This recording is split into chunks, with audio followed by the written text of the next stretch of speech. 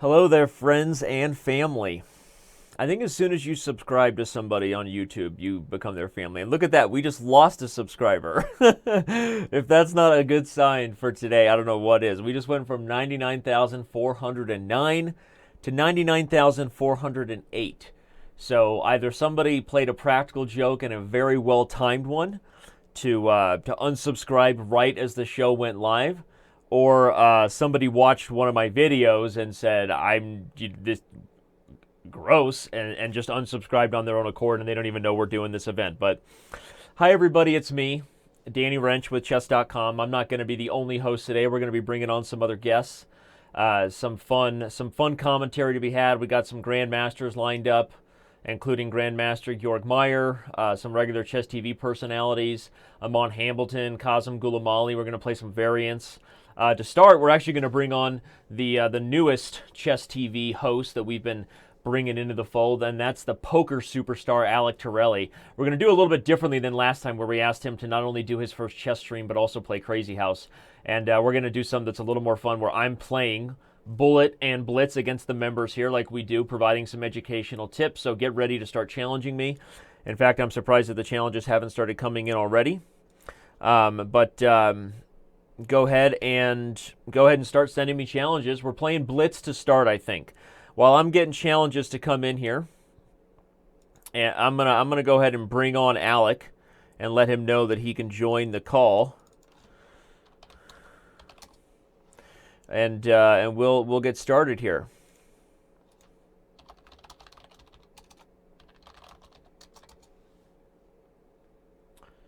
We're gonna stop following these guys, as fun as that's been, and we're gonna go see what's going on with the challenges. Here we go. Some of the challenges are starting to come in. Let's play some Blitz. I think it'll be a little bit more Alex speed, as we have a dual commentary, and we'll get going. So this is going to be a long day or a short day, depending on how quickly we get to 100,000 subscribers. I'm in it to win it. I'm not going anywhere. All right, I'm here for you, for all of you, and I'm not going anywhere until we get to 100,000 subscribers. With me now, I believe, is the one, the only Mr. Alec Torelli. Alec, we can't quite see you yet. Can you add your video? Yep, it's loading. I don't know why it's taking long, because I have very fast internet, but let me turn it off and turn it on. Sometimes that does it. Isn't it such a Microsoft thing you learn? Like, I feel like as all kids we learn that sometimes when things don't work, you just restart it. Yeah, I mean, I guess so. Technology is great, and then it doesn't work in the moments when it matters. That's just when you want it to, right? And right. Then you've got, and then you just, when you call tech support and they say like, hey, make sure it's plugged in. Yeah, and you're like, thanks, I didn't think of that. Kind of thing. That's actually. Is my microphone working though? But yeah, it's not quite working. Your video's still not quite working. All right, I might have to call you right back on Skype. I'm trying one other thing. How's the audio quality though? Is that all right? Audio's great. Okay, cool. Let me call you back in 1 minute. Cool. Like you said, restart. All right, well, we're going to start some Blitz because we can't wait for Alec. We got so many fans here waiting. Let's go with Sport Cardinal. Sport Cardinal, welcome to the show where we are going to get to 100,000 subscribers on YouTube. If you're just watching this YouTube channel for the first time, you probably are lost on the internet, because nobody would go and find a chess channel unless they were looking for a chess channel. Sometimes we randomly Google things like you look for pencils and you get a video you never wanted to see, if you know what I'm talking about, right? You Google things, but very rarely do you Google something and then you get sent to a chess website with someone like me streaming chess commentary with a red shirt. I'm feeling in the holiday festivities. That's why I'm wearing red, in case you're against that. I don't know how people feel about my color choices. Can I get some comments on my shirt here? Because right now, what the main priority I have on my mind is to figure out exactly how and why I want to give away premium memberships today. Because I want to give away premium memberships, and but I want to have like a really good theme. What's going to be the theme for the premium memberships we're giving away? I think every guest will have like a theme that's surrounding the guest. So Alec Torelli, for those of you who don't know who he is, He's hilarious. He's awesome, and he happens to be a huge fan of chess. And so we're trying to do a little bridging here of some of the YouTube stuff we do, and who knows, maybe it'll be a colossal failure. That's okay, right? Alec is still not here, but right now I'm playing a Scotch. So the biggest issue right now, I think, with my opponent's position is okay. Well, now I'm wondering how I want to expose this bishop over here. He did manage to unpin the knight with that last move, which was creative to say the least. If I could play bishop h7 check, and if he takes it, I win the bishop here. But that seems like a waste of my talents. Seems like a waste of my resources, right? To sacrifice my bishop on d3, who's going to be a very useful attacker. But I may have misplayed this a little earlier when I was kind of distracted with getting the show started.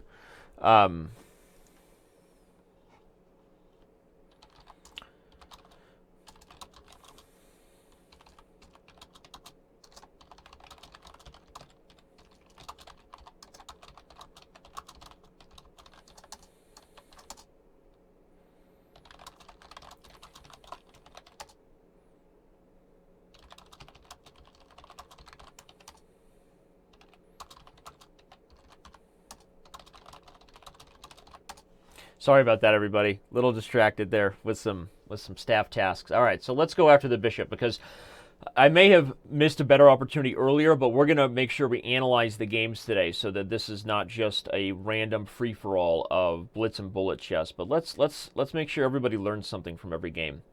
So the maybe I could have taken advantage of this earlier, because it's usually difficult for black to open the center so early with that e-file, but I didn't play rook e1 because I thought he had bishop e6, so that's it. But now that looks like a big mistake, because now I think I have a double attack on the bishop and the threat of checkmate on h7.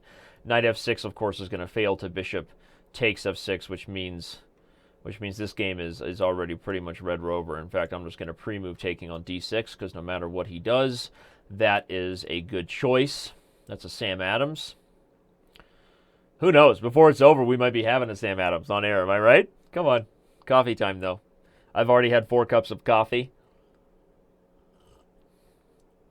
You know, I don't wake up with enough anxiety in my life already as it is, so I need to get that coffee going to really, really get that anxiety of, are you going to accomplish enough today, Danny? Like, Danny, hey, you're not good enough, all those things that, I need that. I need that coffee stress. You guys know what I'm talking about. Somebody here knows what I'm talking about, so. The game is red rover and the shirt is red. That was a bad joke, Speedy Bullet Chess. That was a bad joke. I'm not saying I don't love you, but that was a bad joke, okay? All right, so let's back this thing up and take a quick peek at it. Too bad we don't have our co-host with me here.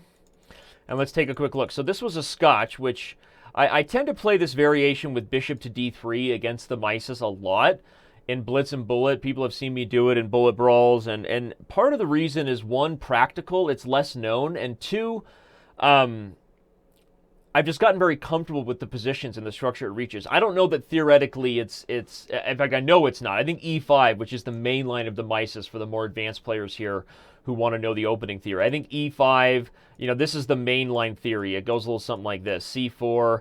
Okay, so now after c4, there's a few different options. You can actually retreat the knight immediately and try to get the a5 variation. Or you can play bishop a6. I'm going to try to add Alec again here. He says that he's ready. Anyway, so these are the main lines of the Mises.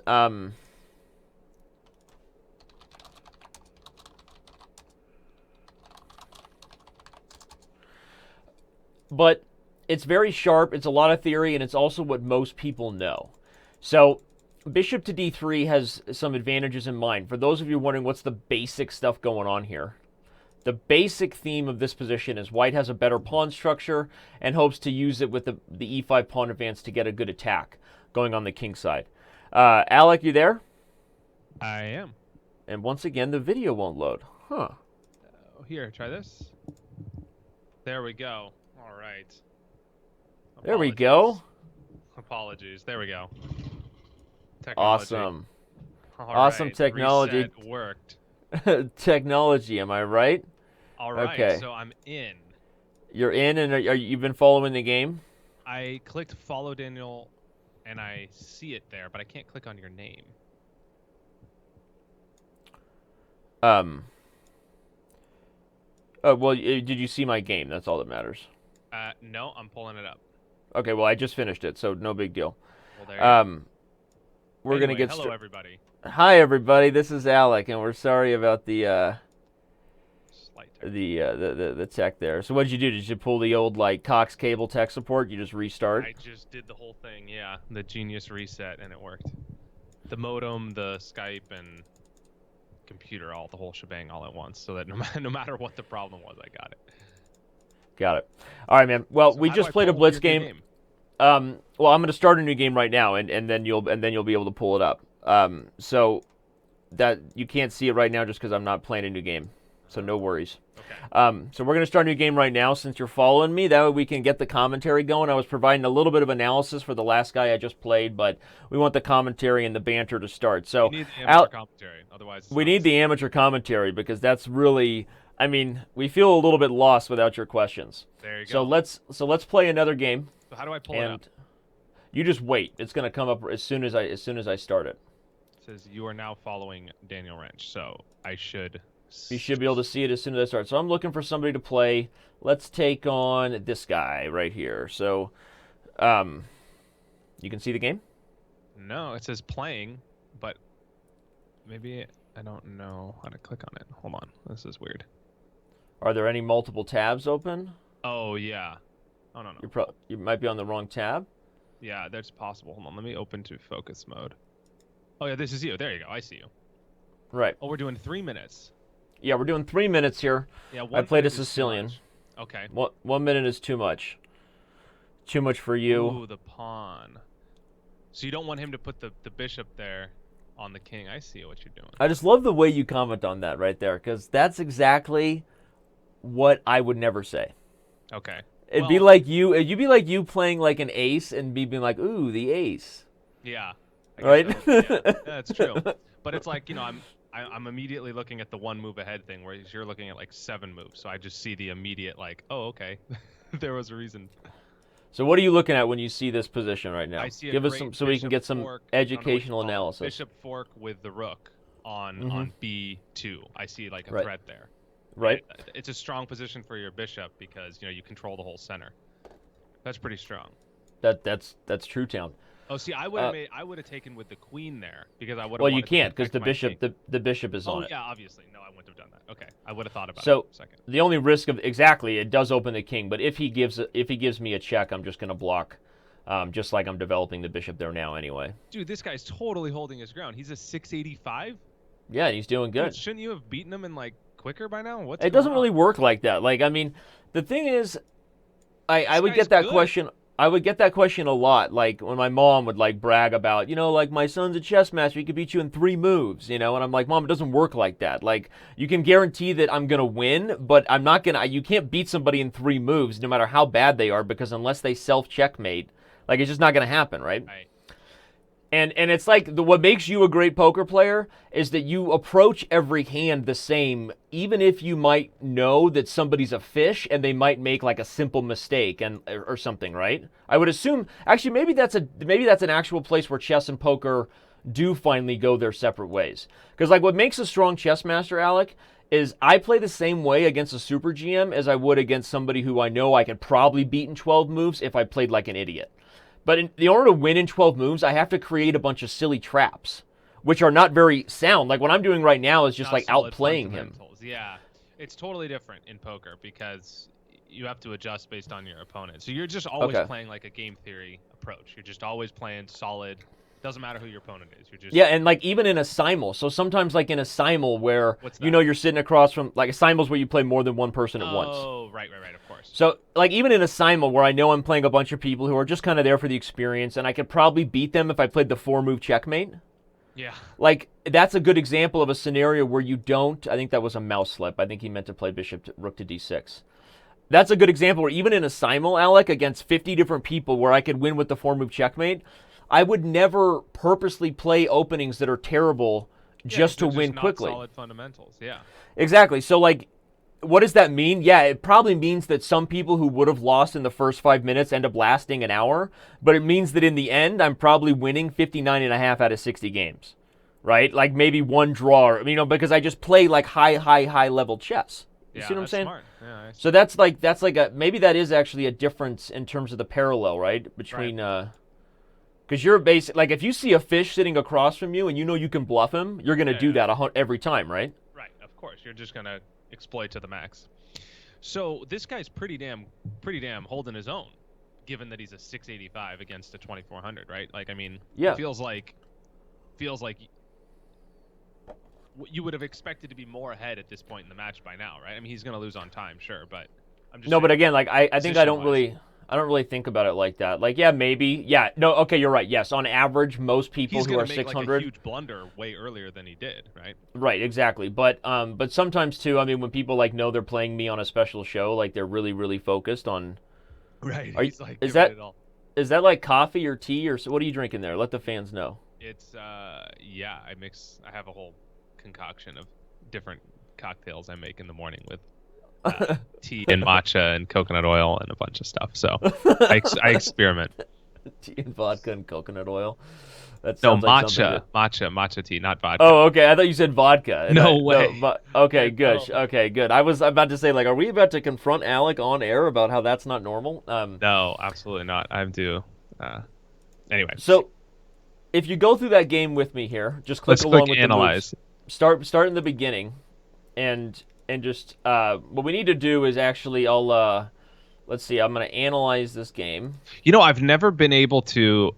I understand, and I see a lot of people doing this pawn opening that you did in defense, but I've never understand how to get past the first couple moves of that to like create a solid strategy. And so I experiment with it sometimes, and I'm putting my pawn there, but then I don't really know how to follow up with the follow-up moves here. Could you walk me through that? I'm sending you an invite. Look in your live chest. You're about to get an invite from me to come to this analysis board. Just click accept. I did. Okay, so now you can see everything I'm doing. Okay, so I just clicked back to the beginning. Yeah, so let me click the moves, but you can follow along. So okay. This is the Sicilian here, this pawn move here. Can you see everything? Yeah, that's amazing. Good graphics. Okay, cool. Totally. So the idea behind the Sicilian is you're trying to attack the center without using the center pawn so that those center pawns can be more flexible later on. Maybe they want to go for a control over the light squares while this pawn's going over the dark squares. Maybe you want to over-control the dark squares and go for like a really solid close position. Most of the time against the Sicilian, you're going to see people not play bishop to c4 as my opponent did, but actually play the move d4 and actually trade this pawn for the center. Now, what they're doing is they're giving up a center pawn for a wing pawn, which is a positional mistake. If you see my Dr. Evil Fingers, it's a positional mistake. Yeah. But it opens up the center and gives white more control, in terms of the dynamics of the board, like the tactics of the board. So then is the knight supposed to exchange here if we're black? See, I would never want to do that because even though there's that rule of not bringing the queen out early, this position is better for white because the queen is in the middle of the board and I have no way to attack her. It's like, yes, you don't want to bring your queen out early, but that's because normally she can be susceptible to getting punched around a whole bunch because she's really valuable. Right. But if you can put her in the middle of the board and actually hold her position, this is a good position for white. I mean, yeah, white and just has, because that knight is gone on c6, which threatens the queen in that spot. Exactly. So this is normal. We're not going to get into all the opening Sicilian theory here because I think the people will have more fun if we keep playing and you keep, trying to distract me while I play. Let's do that. No, but I want to do a little bit here. So I want to do some education here because I think that your question about why the Sicilian just offers some really good, like, basic advice for people who don't know. Right. Why, or for my opponent here who was Ifan Jayan, his approach to me actually suggests that he probably would have the same question as you because he didn't play d4, as I said. And he kind of went in for how most people treat this game, Alec. Most people, when they first start facing the Sicilian, they play the same way they do against e4, e5. They're just like, I'll bring the knight out, I'll bring the bishop out, and all will be good, right? Yeah. The problem is you can't really do that against the Sicilian because as he did, what happens is now I end up going to control the light squares in the center and gaining a bunch of time on his bishop, while he's actually increased no control over the middle of the board. So watch what happens here. Like, he plays it like he's facing e4, e5. He's playing this position as if we're in an e4, e5 game. Right, that's the standard e4, e5. Okay. Right, but I'm preparing to like gain a bunch of control over the center. Oh yeah, he just had to retreat the bishop, and you have pawn control. That's huge. So the pawns are better in the center if you can support them. Why do you think that is? Because then you could put pieces on the opposing territory and support the knights, like when you bring them up, or bishops or whatever, right? Well, it's like this. So pawns are okay. I'll put it this way: pieces are better in the center for one reason, and the pawn reasons are good in the center for an opposite reason. Okay. Why do you think that would be? That's a good question for most of our audience. Why do you think? What do you think would be the difference between gaining space in the center with the pawns or putting pieces on central squares? Like if you just had to like make like a general philosophical guess about chess. That's a good question. I feel like I'm going to learn something from your answer because I'm not coming to an obvious conclusion, but I feel like when you tell me, it's going to be like, oh, that makes so much sense. Right. It's in the end, okay, the most beginner tip of just like, okay, control the 4 center squares and then try to control the surrounding 8 around. Like those tips are just, okay, like if you know to control the center and you know not to develop your knight to the edge of the board, you're already doing good. Okay. Yeah.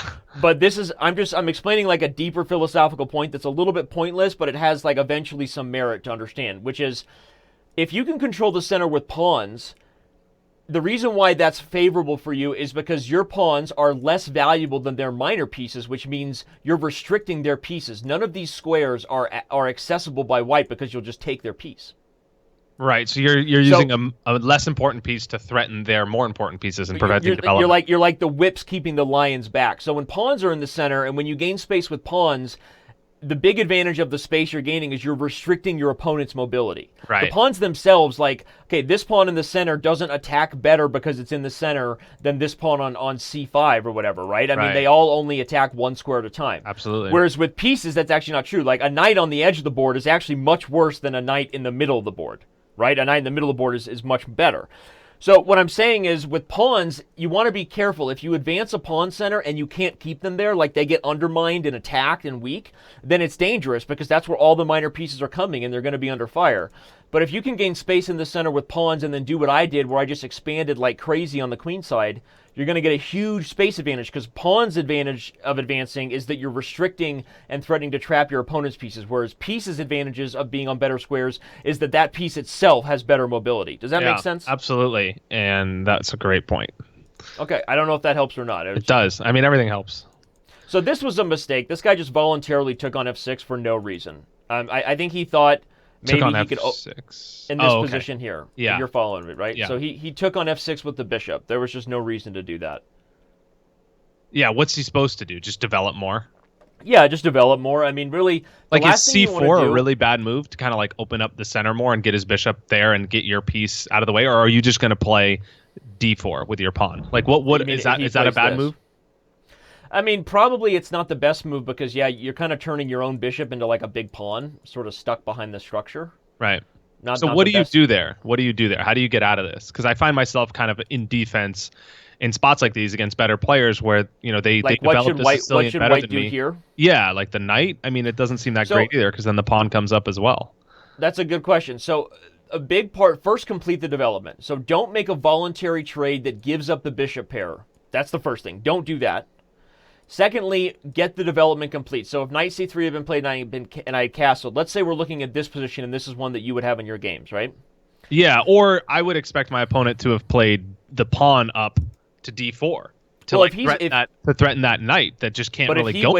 But if he wastes a tempo, then it's okay for you to waste a tempo. He wastes a move attacking you, then you move your knight to a safe square. Okay. And now look what I just did to your bishop. I just turned it into a monster. Yeah, absolutely. Okay, so go back. You castle, then what would happen? I'm with you on the castle. That makes total sense. I appreciate that. What I'm going to do is offer like a general plan here to that question, and then we'll play another game. So the question is, okay, so let's say you get to this moment in your games, you've developed, now what? Like, what's my plan?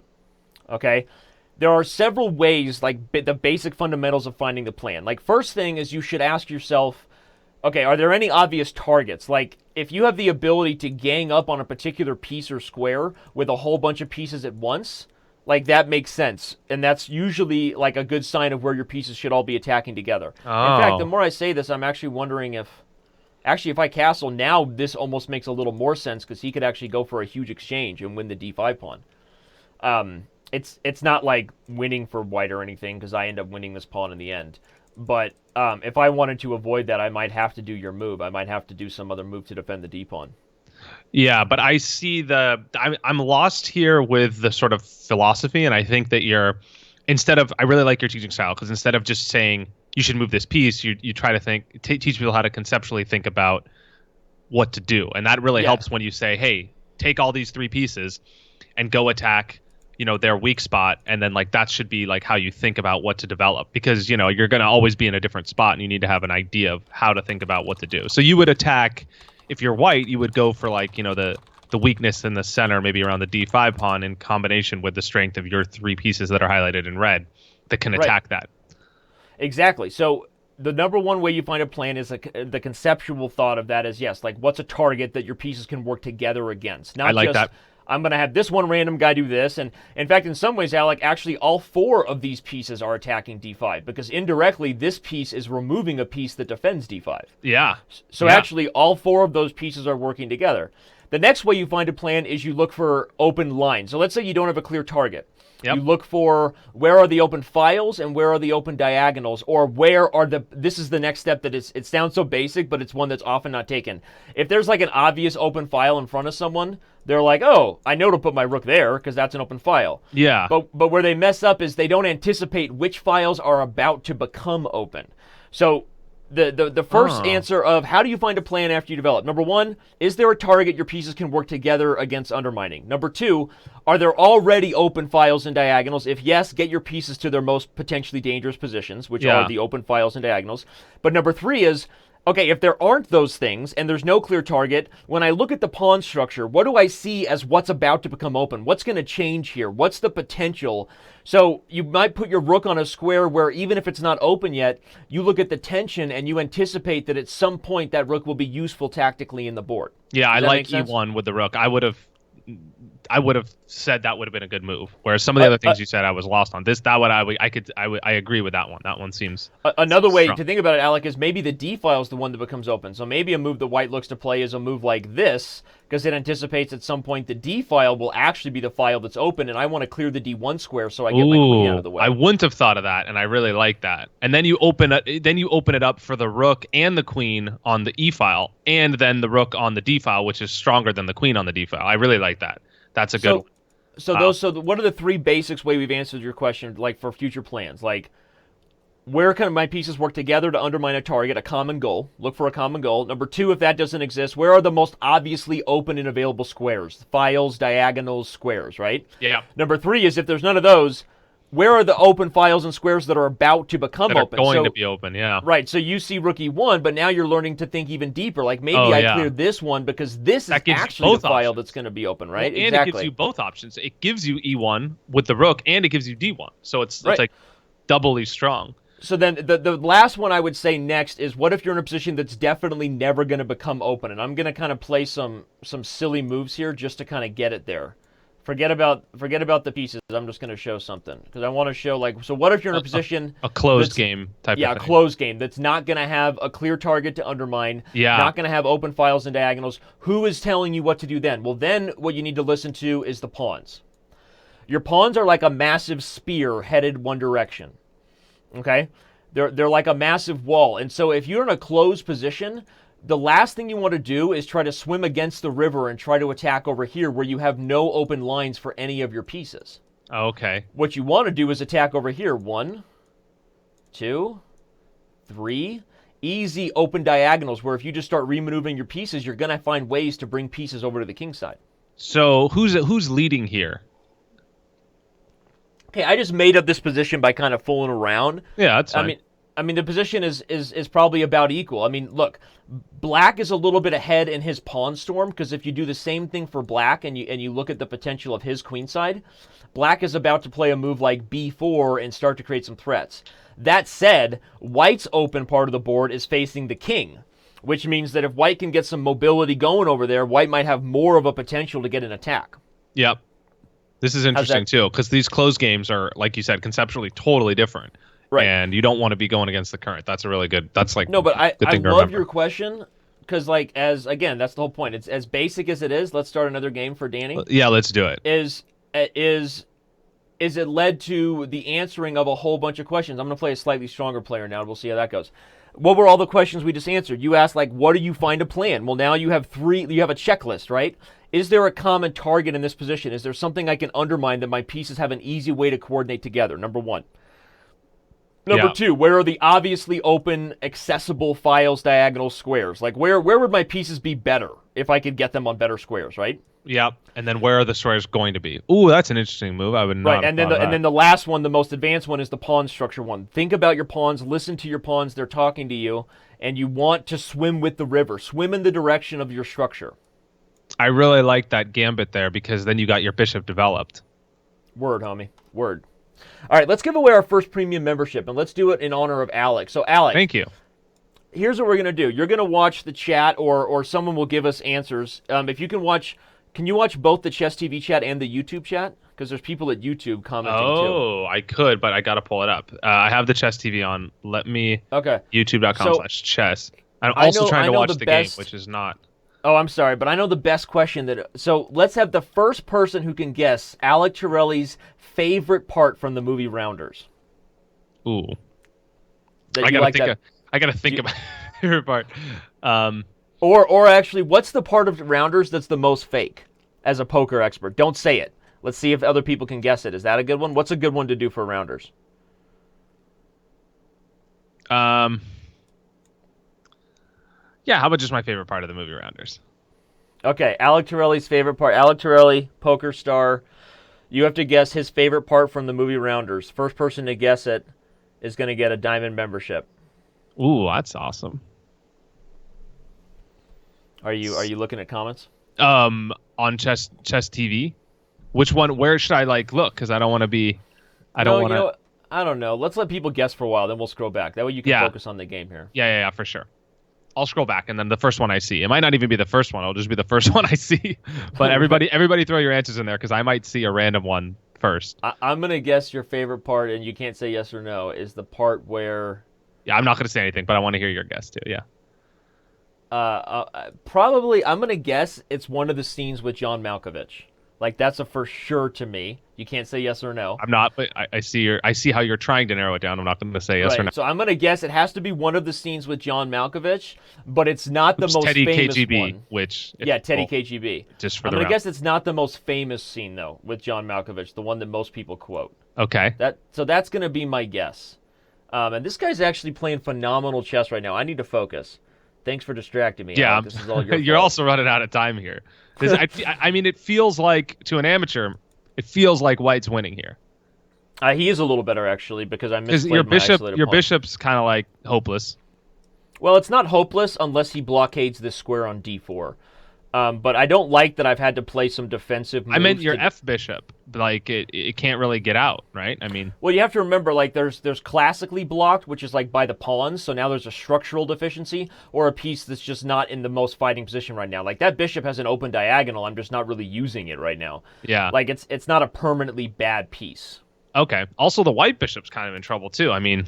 Well, now it is, because he blocked the d4 square, but I'm going to speed up while we get all these Rounders questions to come in here. Yeah, I mean, playing fast might be your best bet here, too. I don't know. So how much of an issue is time right now that you get down to the minute? It's not an issue. Not an issue for me. It's going to be more of an issue for him. Like, I mean, I played, like, a lot of bullet chess, and... Okay, but he's playing pretty well here. He's actually playing phenomenally. I have to be very careful. So why don't you move up the pawn there? The B pawn. He could play knight b6 and fork my queen and rook. Ooh. Bring the knight right in. Ooh, I see. Yeah. Oh, yeah, obvious. There we go. Would be a problem. So does he want to exchange here? What's up with this rook exchange? Shouldn't it be exchanged faster? I mean, why was he wasting so much time with that move? Well, I mean, what's the point of exchanging on the file? Like, I'm actually really happy with this because I feel like my pieces are finally coming to life. Yeah. Like, I'm gonna explain the dynamic of Yeah, probably for sure. how he I see should that. have You just gain approached. tempo with the knight, and now his bishop's kind of like, back a square, much less threatening. Right, his bishop isn't on a great square. The biggest issue is I have this IQP, which is an isolated queen pawn, the pawn on d5. That's a positional weakness, and it's kind of difficult to undo it. So I want to find ways to have him, to kind of trick him into eliminating my weakness, which will be like taking on e4. Okay, perfect. That's what I want. Right as I said it, he did it. This Oh, helps a that's lot. smart. Yeah, because now your pawn's in a way better spot. Yeah, and not only that, it also opens up the rest of my pieces. So positionally, now my game is starting to come to life a little bit. I'm attacking his h3 pawn. He defends it. I play b5 to stop him from getting my a6 pawn. Now he wants to trade a bunch of pieces. I'm actually going to do it because at the end of this combination... he was on insta-move. Did you see that? But I'm doing it because at the end of this whole combination... Ooh, now he's forcing me to trade the queens because he gets a check on d8. That's irritating. Okay, at the end of this combination, I'm actually in a much better endgame. In fact, even though he traded queens, he's still in trouble here because I'm going to come around and go get his pawns. First, I'm going to take care of defending this guy. I'm going to activate my king. It's crazy how fast you guys move in the endgame. Like, how do you... It's just... That's crazy. So what? So if he had more time, could he have got you? He can't win this endgame. Maybe he can hold. Maybe he can draw. Because your knight is so much more powerful in... Well, and my king is more powerful. Maybe knight e2 check isn't ideal. So I actually kind of failed to get what I wanted, which was a forced win of this pawn. Probably the best move here is knight. Okay, so let me go to let me analyze it, and I'm going to invite you to the board. Okay. All right. I feel like if this guy had more time in the middle of the game and he didn't have to move as fast, like it would have been a more competitive game, right? Is that fair? Yeah, I don't think I played very well to start. I think you would have won regardless, but I think he definitely had. This guy is clearly a good player. He's 1900. That's like an A player, almost an expert level. So he clearly kind of knew what to do once he had his positional advantage of my pawn. Right. My weak D pawn that was blocking up my pieces, if you remember. Yes. Yeah, for sure. So you need to give people like 5 minutes and then take 3 minutes so that you're handicapped. To give people time odds? Yeah. Okay, we'll do that. In fact, I'll play some people 5-1. How about that? Oh, I like that. I love that. That's great. Because otherwise, you just bury these people. It's no fun. I want you to have to sweat a little bit. Well, I can also play higher players and let you try to distract me, so I'll lose. But I'll start doing time odds. That's gonna be fun. I like the time odds. That's fun. Okay, let's do the time odds. All right. So next person who plays me, start challenging me to 5 minutes. Everybody, hold on. I'm going to show you something about the end. Start challenging me to 5 minutes. The next person who I accept is going to get a 5-1 game, courtesy of Alec Torelli. You're welcome. Alec, in this position though, he probably can't hold if I play the move knight to d5 instead of knight e2. The reason is I hit e3. He has to guard it, okay? So now I'm like pushing his king back. Yeah. Which is going to allow me ways, like I can try to create scenarios where this knight will eventually kind of be dominating. Like I can come to c4 where I'm hitting everybody like a3 and e3. I mean, I don't know. If a computer was defending with white, maybe white can hold this, but I don't think so. I think black should win. King a computer activity, you meaning like a perfect chess player? Yeah, I mean like a super machine, like some the best chess players on the planet right now are no longer human. So the machine wins every time at this point. Machines beat the best chess players every time if you're talking straight up. Like it doesn't draw. It doesn't even draw anymore. It just wins. Maybe sometimes they get one draw, but in a match, machine wins every time. Unbelievable. What is becoming very popular are material odds games, where like the best chess players get like a pawn or two against the machine, and then they see if they can win. Wow, it's crazy that it's got to that point. Yeah. So, in an otherwise equal endgame, piece activity becomes so important. So the fact that I have the more dominant king, the fact that my knight is hitting pawns on the dark squares, it's difficult because, and this is a good tip for you, Alec, in the middle game, you want pawns on the opposite color of your bishop because that means they have more diagonals. But in the end game, you can be much worse if you have a bunch of pawns on dark squares, but your bishop is on a light square. Your bishop can't defend them.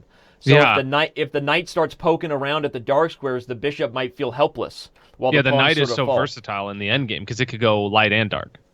And then there's also positions where the bishop is much better than the knight. Like an open position where a bishop can attack something over here and help a passed pawn over here, the bishop would be much better, right? Right. But in a scenario like this, probably I'm doing good. So I'm looking at all these 5-minute challenges. We got a whole bunch of people challenging me. Thank you everybody for being here. We crossed. We're doing this till we get 100,000 subscribers. Alec, did you know that? I see. Yeah, that's amazing. So we'll. Someone just unsubscribed right as I said that. That's nice. Okay. So to go through, yeah, I think this guy would have been better. We had this. I played this. It's like a Blumenfeld Benoni. Taking isn't a very good idea for black. For white. Like this was sort of a good start for me, but then I messed it up. I think that right around here is when we were talking Teddy KGB, because I'm looking at my moves. A6 and knight C6 are just bad. Really, once this position was open, I should have played B6 and just put my bishop here and been much happier. That's strong, yeah. And then really, like this knight should either come to D6 and D7 to leave things open, or in some cases I can even play A5 and bring the knight here. Like this is something that could happen. Like sometimes black can play these positions like this and bring the rook to C8. And even though this knight's on the edge, you see I've kind of kept everything open. This is much better for me. So I played this way with D5. This was no good. I gave myself an isolated pawn here. So this was a big handicap, yeah.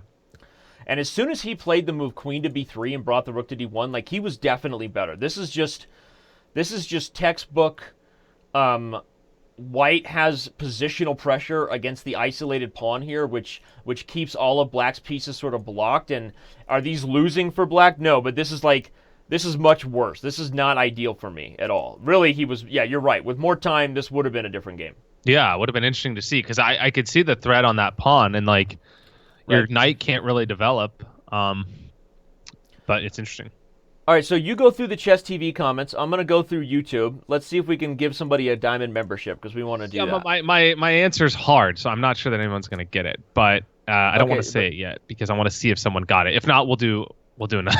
We'll do another, or I'll do my second favorite seed or something, or we could do another question. There's no bluffing in chess. I like that one. All right.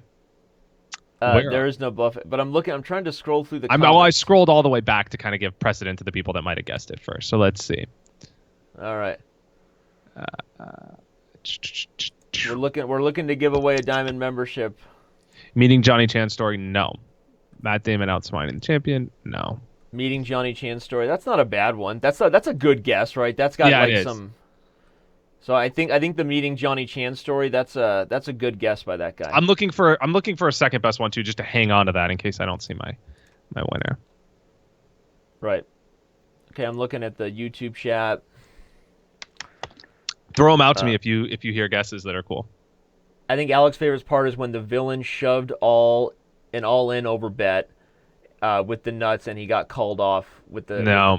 So that's the one I was talking about, where Teddy KGB. Yeah, that's the classic, the Oreo, and the Oreo scene. So I'm looking right now. There's not a lot of guests in the YouTube channel. So, okay. But Andre Palmatier says he says Alec, he's kind of a warning for you. He says, Alec, it'll be the same way in poker soon. Online poker will soon be dominated by machines. Oh yeah, I've written a lot of articles about that. I'm totally on that wavelength. Okay. I absolutely agree. Okay, so here we got a great line from Jan Van Dorsten. Says, this is your favorite part. Listen, here's the thing. If you can't spot the sucker in your first half hour at the table, then you're the sucker. Yeah. That's a great line. I think the closest one, that's probably like maybe my third. It's just so cliche at this point that I kind of chose a few other ones.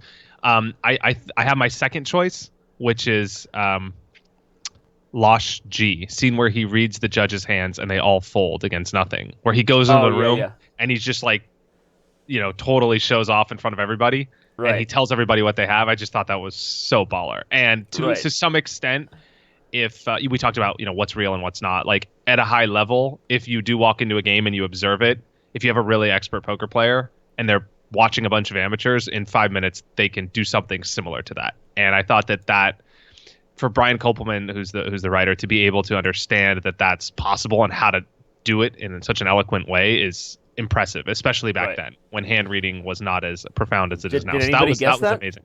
Did Losh _G.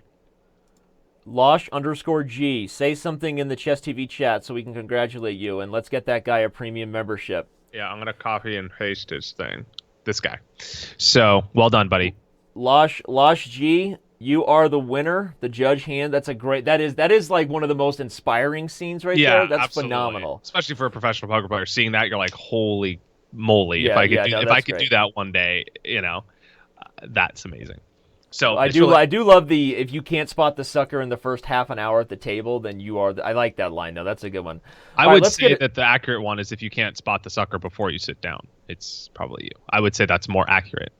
All right, so now comes the big show. Danny's going to take on somebody 5 minutes, and then the moment the game starts, I'm going to take away 4 minutes from my clock. Okay? So you can do that. You can do that like manually. I can do that manually, right? So we're about to throw down Danny 5 minutes to 1 minute. I've never done this before, Alec. How do you not do that? That was like my first idea. I'm like, dude, you just bury all these people. Like, you got a handicap. Especially when you're like, oh, I'm the bullet guy. Well, first of all, most of the time I don't. Okay, no. First of all, don't get the wrong idea. I'm not here to just beat up on the little guy. This isn't an ego thing. No, most of the time I'm losing. I know that. The reason I think, Alec, is most of the time when I do these, I'm playing people like my level and just kind of like singing songs and being an idiot, like, and people just make. So I'm not always doing 680. I'm like, gosh, you have to handicap. Start without your queen. This is sort of a special show where I'm trying to play people and give others a chance. All right. There were like literally a million members challenging me. Love all you guys. I'm just like looking at a random username that gets my noodle going, I guess. Yeah, the username is huge when you have all Let's go with Bjorn Olsen. So we're gonna go minus B time 4. And all right. Wait, no. Minus B time. Oh, here we go. So I'm at 1 minute. 5 to 1. Here we go. Now I gotta actually focus. No more rounder story for you, buddy. But you should try to distract me so they feel like you're on my team. He's 1360. Okay. So you still feel confident you have a win here starting out this match. If you were going to bet, you'd still bet on you. I feel like I could beat 2200s at this. Wow. So there's that much of a difference in the rating? That's crazy. We'll go up until I lose. Although 5 minutes is a lot. 3-1 definitely. But I think even this I'm still going to be the massive favorite. That's interesting. That rook move is what you're talking about with the files, right? That B rook. Yep.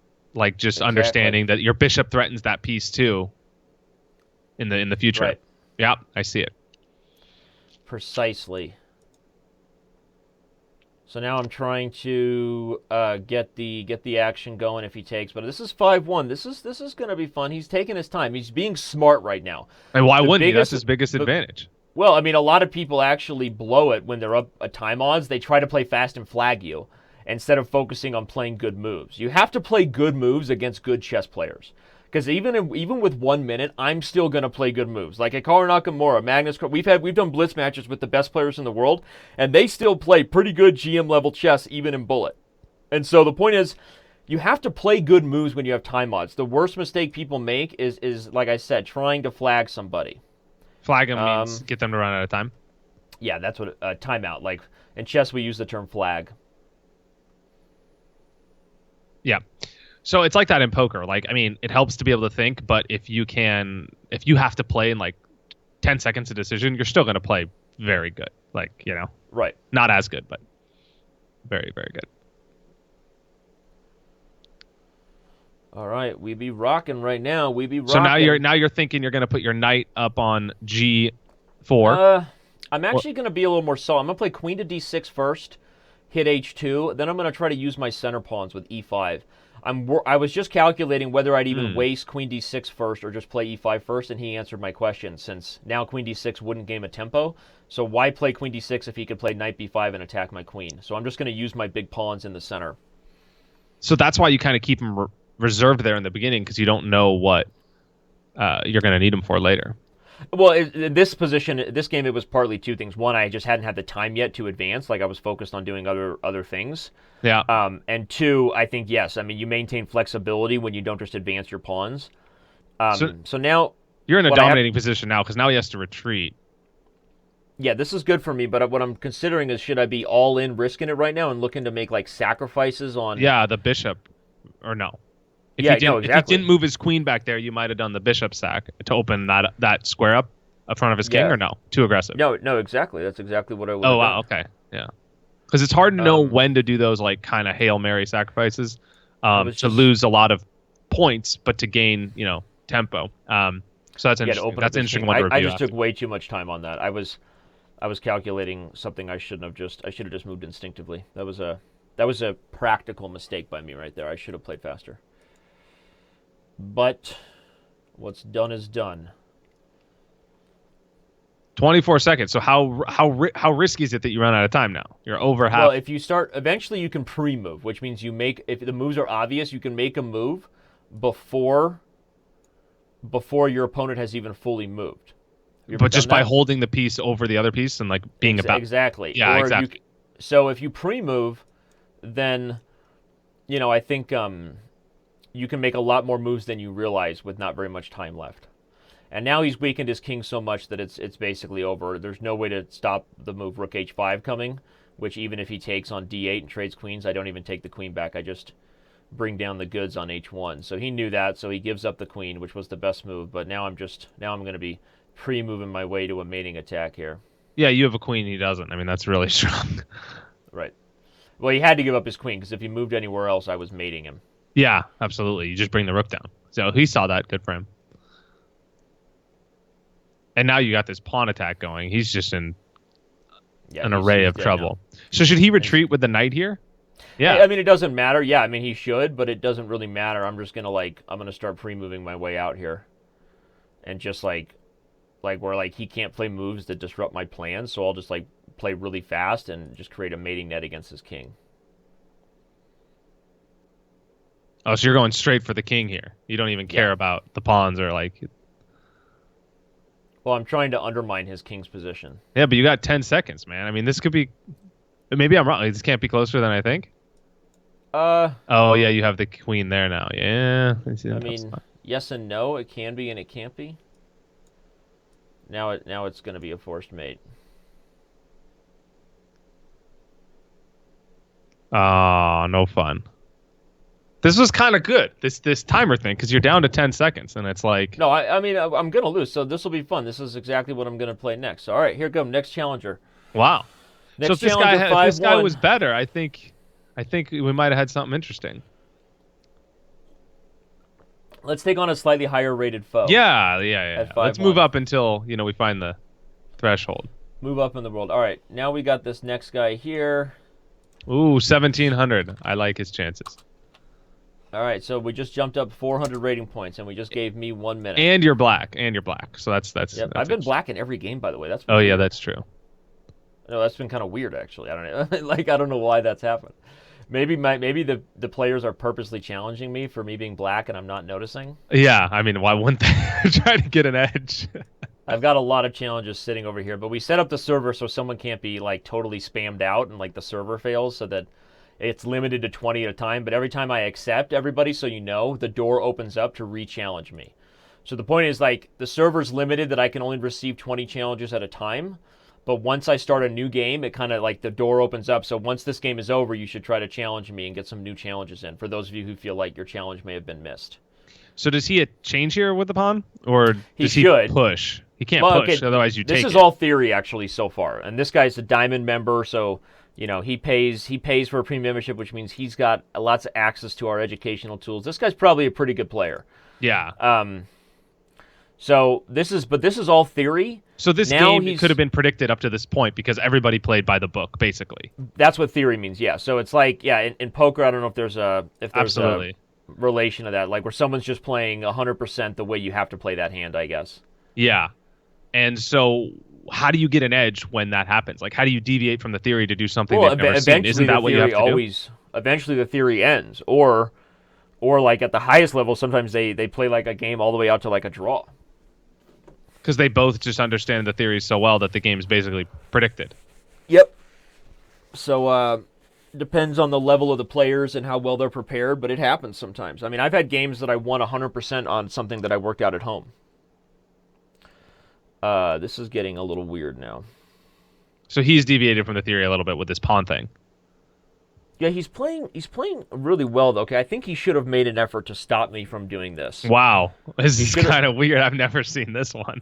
he should have made an effort to stop me from expanding right there, but he didn't. Um like I think queen to c3 positionally trying to hold back my pawn would have been better. Yeah, for sure. But he's probably scared of the bishop diagonal that you have. Yeah, exactly. I was actually calculating that. Very good. You got good instincts, man. Good tactics. I'm so proud. Can I give you a virtual hug? Virtual hug. You're doing so good, buddy. All right, I'm hanging in there. Jesus, you've only used 15 seconds? You need like 30 seconds. This isn't fun. Holy crap. I thought you would have been like, I mean, if I was in this spot and I moved 30 times, I'd have like 1 second. So let me just tell you that like that's insane. I've won a lot of money. I've won a lot of money on people like not understanding how quickly like strong players can play. Yeah. I'll say that. There is still money to be made in chess, I guess. There's money to be made in the underground scenes or if you're Magnus. Yeah. But this is a common scenario where people just don't understand like how quickly a strong player is capable of playing. Like I'm just thinking about moves and I'm doing commentary with you and I'm moving instantly, right? Yeah, it's crazy. And the point is that it's like that's why I think if I was playing like even 2300s on this server, like I could probably take him if I was in full game baller out mode, I think. And the thing is, you can make a lot of moves online really quickly because you get this pre-move, so you only lose like a 0.2 or something. Yeah, which is not normal in regular chess because you can't touch your piece until it's your turn, correct? Yep. We're getting a lot of subscribers right now. People, don't worry. If we cross 100,000 and the stream's still rocking, I'm not going to stop streaming, all right? Don't worry. Don't unsubscribe just so that Danny keeps streaming. First of all, that's a cruel way to punish someone. Anyway, so now he's in big trouble. His knight on the edge is trapped. He has to play b3, and then I'm just going to take the knight and open the b file. Like, how does he defend this pony over here on a4? Where's b3? With the knight? Pawn to b3. That's what he does. So he ends up giving up the knight this way. The point is his pony was trapped there. You see that? Yeah. So now that he's gotten the knight back that way, I'm going to take advantage of opening the diagonal, as you, my friend, pointed out was a possible tactic. Yeah, because now that the queen's on c3... Yep, b2 is a problem. Yeah, it's really strong for you. In the Dragon, you always have to be aware of the long-distance relationship going on between the dark-squared bishop on g7 and the rook on the queen side, on the b file. Right? I know long-distance relationships don't work, Alec. I don't know if you've ever been in one. Yeah, and they don't work. But they do work between the bishop and the rook on chess.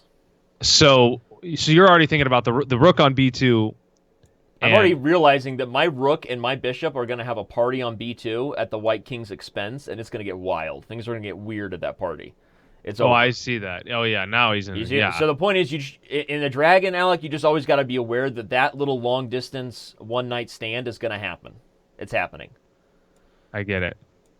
And now he's just he's in bad shape. Now we're rolling. He's going to play bishop e3, which is a strong move, and then I'm going to play queen a4. And now I'm threatening to take a2 and mating on b2. I'm also threatening bishop to e4, so I can play the queen on c2 mate. Bishop to e4, the queen on c2 mate. Aha. So there's a lot of threats here. And yeah, your knight's just in such a threatening spot. Why didn't he try and make your knight move with a bishop move or something like that instead of pinning his rook to your knight? Had the time. He hasn't really had the time to. I mean, a lot of my moves have been sort of tempo moves, right? Remember, a tempo move is where you attack a more valuable piece. With a less valuable piece. Yeah. Right, where you create a threat. So a lot of my moves have just been out of control. Oh, now you just have the check. And now we get to ring the bell. Whenever someone gets checkmated, we ring a bell on this show. So this one almost wasn't as close as the... I still like that 1700 guy that played you straight up. I feels like he had... Well, there's a lot of other players. I can't just take on the same guy. So now we got to take on somebody else. So let's move up higher up in the world. All right, we got a 2026 here, an expert level player. This is our next guy. Let's do it. Oh no, but that's a 3-0 rated game. GM Shaya, you would have been the guy, but you challenged me to the wrong time control, Holmes. Otherwise, it would have been you. You want me to try 3-1? But 3-1 is less of an advantage from what you want. All right, you want me to take on that same guy? He's actually right here. He took my advice of challenging again. So I could take on that same guy. I'm looking for somebody. He was 1850, so I guess he was that much higher. So, all right, I'm going to give you your wish. Finally, All this right. time I guess. I'm a fan of this guy. This guy better hold it down because we gave him 2 chances against the All right, so I Grandmaster, got and 1 we gave him a minute now. handicap. Come on. Now he's got the handicap in his favor. So this is a different game this time. Finally, Well, you're white I'm white too, this which time, is first of interesting. all. So that's a. So that's this a is all difference. theory so far. I've seen Yep. this. Is that correct? Yeah, I've played this position many a moon, many times. How would Aragorn say it? So Whatever. who do you like in this position more if there's 2 good players? Like is it a draw? It's about equal. It's dynamically equal. Both sides have lots of pros and cons in the position. Cool. I think this bishop g5 line is a little less known to people than knight f3 on move 6, which is why he's thinking.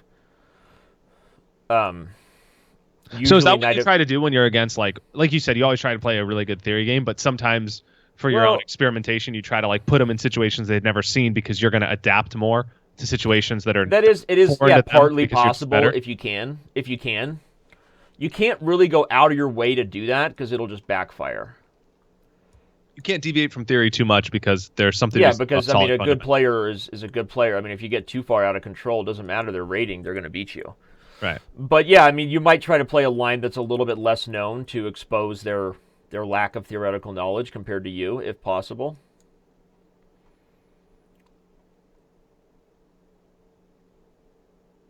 So now I'm positionally taking advantage of my structure. I have a 3 on 2 on the queen side, which means if you look at the C, B, and A files over, I have 3 pawns and he has 2.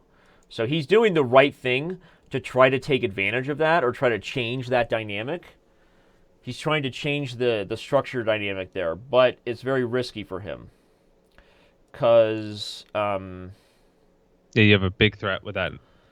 I might be able to take on e5, and then what I really want to do is find a way to just like punish him big time for having that bishop pinned on the rook on e8. He can't move the bishop because the rook on e8, but I can't really attack it. But that's a good spot for his rook now, right? I mean, that's pretty good. Yes and no, I guess. Well, because if you move the knight, he could attack the pawn, right? So it's kind of. Yeah, but my knight is how am I moving my knight? It's an outpost square, which means it's a square that he can't attack by pawns. So that means my knight is permanently there unless he finds a way to get rid of it. He can't move a pawn backwards to attack the knight. Yeah, and the bishop's already developed. Exactly. So it's not so simple as. So that was a mistake. He gave up a pawn. Well, he. No. He did give up a pawn, but he kind of had to. He was sort of under the gun.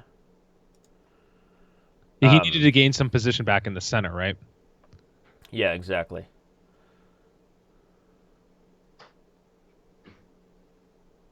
Yeah, instinctually it feels like you're just winning here. You're like way more into his zone. I am, but it's also a little tricky right now, believe it or not. Yeah, because he has some attacks on your king side. You're kind of like exposed over there, and I see. You kind of had to do a defensive play there.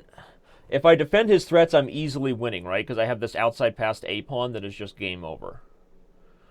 But I have to defend his threats. Yeah, because he has too much coming into your king territory. I see that. Yep. Oh, that's a great spot, too. Yeah, I see that. Because now you can put your knight on, like, d6, D6, is that? Yep, that's where I'm going. Then I'm going to play h3 and free my back rank, and then I'm going to shove the A pawn up the board. Play h3. Yeah, for sure. Because otherwise you don't want to be threatened with, a checkmate down there. Yep. And he has no dark bishop to, like, threaten that h2 square, right? So you're just in, like, a dominating spot. Yeah, but I don't have a lot of time here. I mean, this is a little... This is going to go to the end game, you're saying, because you have to push that A pawn. Yep, this is going to be a little tricky. I like it. I want you in a spot. We could have some fun. But he doesn't have any threats. That's the problem, right? Like, I mean, that's the problem with his position. He just doesn't... I mean, he has this pawn as a threat, sort of. Yeah, I mean, it's... I was wondering if he would play... I know when Danny gets quiet that he's... It's actually... Yeah, I think that was a little unnecessary by him. I maybe should have just taken his rook, but f3 was an important move to have. Now I'm just going to take here. Why did he give up that piece? He's going all in on the pawn. I like going all in on the analogy. Yeah, he's all in on that pawn for sure. He's all in on the pawn. Yeah, I believe that. I make so many poker analogies. Wait till you get into my pot odds analogies. I didn't even realize until I invited you that I make a ton of poker analogies in my shows. The thing I've been really looking to incorporate, though, is more Joe Rogan UFC. Uh-huh. You know, just like I want to throw out like a ground and pound reference or something like something totally silly and ridiculous. All right, so it's over now. I just have to make sure I clean up without losing anything to the back rank mate. So why did he go all in on that pawn and then he didn't even do anything with it? He kind of just. I think he miscalculated his potential advantages. I mean, like he was losing anyway, but I think he thought that maybe he had more chances to win on time quickly if he did something crazy. He should have played more solid moves for a while before putting you in a spot where you had to kind of think. Because now you're just. Now I'm just pre-moving my way to the prom. Pre-moving my way to the prom, brother. Look at this. I'm going to pre-move my next several moves to show you. So you just insta move. Insta move. Pre-moving my way to the prom, brother. So you don't even care that he just took all your pawns? Yeah, why not? You just go for the hammer. No difference. Just bam. Yeah, it's over. This is a good pre-move clinic for everybody. Okay, he gave a check, which is good for him. Pre-move clinic. Yeah. Oh, you know why he resigned? Because he didn't want his bell rung. They all watch my shows. They know if they let me checkmate, I ring their bell. If they resign. Right. So he resigned, so I can't do it. We were hoping for a closer match. Let's go back to that Crudo. Let me invite you here to this one. Yeah, sure. I think I'll go back to that critical position and show you how he was gonna. You know, he I was love how worse anyway. I'm blasting this guy. He's like rated better than I'll ever be in my life ×2. But so this position dropped the ball. This position was tricky. He goes in for the D pawn. If you're following along, I think Knight C4 was a good move by me. But even here, like if he plays rook, he needs to just make a solid move and like sit on the position and make me figure out dealing with the D pawn, right? Why don't you just queen exchange here? No, but that's what he wanted. If I exchanged queens, then he brings the bishop in, and now the bishop is going to help this pawn walk up the board, and I lose. He actually calculated that very well. Yeah, I see. So the reason I played the move, maybe I could have played F3 right away, but the reason I played F3, and I would have even if he had played a good move, is it blocks the bishop's communication with the D1 square, which allows me to stop his pawn. Yeah. That's the key. So now what does he do? He's just kind of in a bad spot because this bishop can't really retreat. Well, if we got to this is what I just wanted to show you I was going to win anyway with this idea, but if he does this, look, I still have a lot of work to do because remember I only had like 25 seconds here. Yeah. So he should have done this. So what he did instead was he played D3, which now when I play F3, now he's just losing material. Like he's got too many pieces under fire here. Yeah, now he's just losing material, which he can't afford to give up when you have the A pawn. Right. So so that's what happened in that game. You know, we can continue to pick up the stakes here. So you want me to 5-1 somebody else? Let's do this. I'm getting nervous. Man. You know what? I rarely get nervous on these shows. Oh, we got a 2200. Calling my bluff. Here we go. There was a moment there when you had 11 seconds when I asked you a question and you took like 2 seconds to respond, and I was like, "Ooh, I've never seen that." All right, here we go. I was like, he's actually thinking. Oh no, the 2200. You challenged me to 3-0. Oh, but GM Shasha corrected his mistake. All right, so we'll instead of jumping from 18 to 22, we'll jump from 18 to 2000. Fine. So what's 3-1 or 3-0? What's that mean? That means only 3 minutes instead of 5 minutes. Then if I win, you'll say that I didn't do as good of a job because I played somebody who only had 3 minutes instead of somebody who had 5 minutes. I mean, when they have 5 minutes, it's like they have all the time they need, right? I mean, this is all about impressing you, and by playing with the 5 minutes, I'm impressing you more, I think, than the 3 minutes. Yeah, I kind of like that. It has a ring to it. Because now if I win, they had plenty of time to play good chess moves, according to the theory. According to the amateur theory. So when they play those like master games, right? How much time do they have in the championships? Is it always timed games, or does it vary? Do they do like? Sorry, say that question again. I was distracted by a staff member telling me something. I'm also producing the show on top of doing bullet and commentary with time odds. Okay. Yeah. What did you ask about? So in the championships, how much time do they have? Well, I mean, different major tournaments can vary, but for the most part, they're you're looking at like 6-hour games. So each person has 3 hours? Essentially, yes. Wow, that's insane. Yeah. I mean, it's broken down into like you have to make the first 40 or 30 moves within the first couple hours. This guy just blundered. He's nervous against me. I could tell by the way he's moving. I know you think I'm crazy, but I can know someone's psychology by the way they're playing. He's nervous. That's crazy. I mean, I could tell that in poker, but to be fair, I could see the guy and watch him. I mean, so right. It's a little he's easier. He's nervous because he's better than this. There's no way he's not higher rated than this. I mean, he's just hanging pieces right and left. He's nervous that he's on the show, and so he's not playing his best chess right now. Oh, no. You can just tell. Why don't you give him a hug? You know what? Hey, GM Shia, right here, buddy. Bring it in. Bring it in. Maybe I'll get Shia LaBeouf on the show and give you a hug. I'm going to give him some love, too. There you go, buddy. I'm rooting for you, man. Come back. You know what? Let's give this guy our next premium membership, okay? All right, fine. That's all cool. right, GM Shia, everyone loves you so much. You now have a diamond membership. 1 month diamond membership for GM Shia. Let's give it to him. Somebody make that happen. Wait a second. Hold the phone. Choptown. That was a good move by him, right? Like, that was kind of a strong move. Yeah, but he doesn't see the tactic that's coming. He's lucky it didn't work right away. He doesn't see what's coming. Now he sees the tactic that's coming. I had this knight takes h6 idea, which was super dangerous and weird. Oh, now you got now you got his queen kind of threatened too. Right. And so I think I'll just play knight e7. Oh, I would have done that. All right, cool. Woohoo. Nice. Yeah, you're just threatening so much with that pawn up there. And his knight's kind of forked because you have threat on his b7 pawn. Yep. Oh, now it's just bad news bears. Rover, let's see if he lets me ring his bell. I gave him a diamond membership, so he might let me ring his bell. He probably won't. He'll probably resign. It's mate in 1, so he'll probably resign. How do people care so much about this? Because no one wants to be. They don't want to be embarrassed, and I started this whole bell ringing thing a while ago, and it wasn't just something to beat low-rated players. I ring I ring the bell if I beat high-rated players too. Okay, he did. He let me ring his bell. Woo! This isn't like a. Oh, that game was you just whacked them. Okay, so I beat a 2005 set. We're moving up to 2200. Last game, sir. He gave up. All right, where are you at? You're in another one? All right, but let's get GM Shia a diamond membership. So far, we've given away 2 diamond memberships. If you're just joining the show, thank you, everybody, for being here.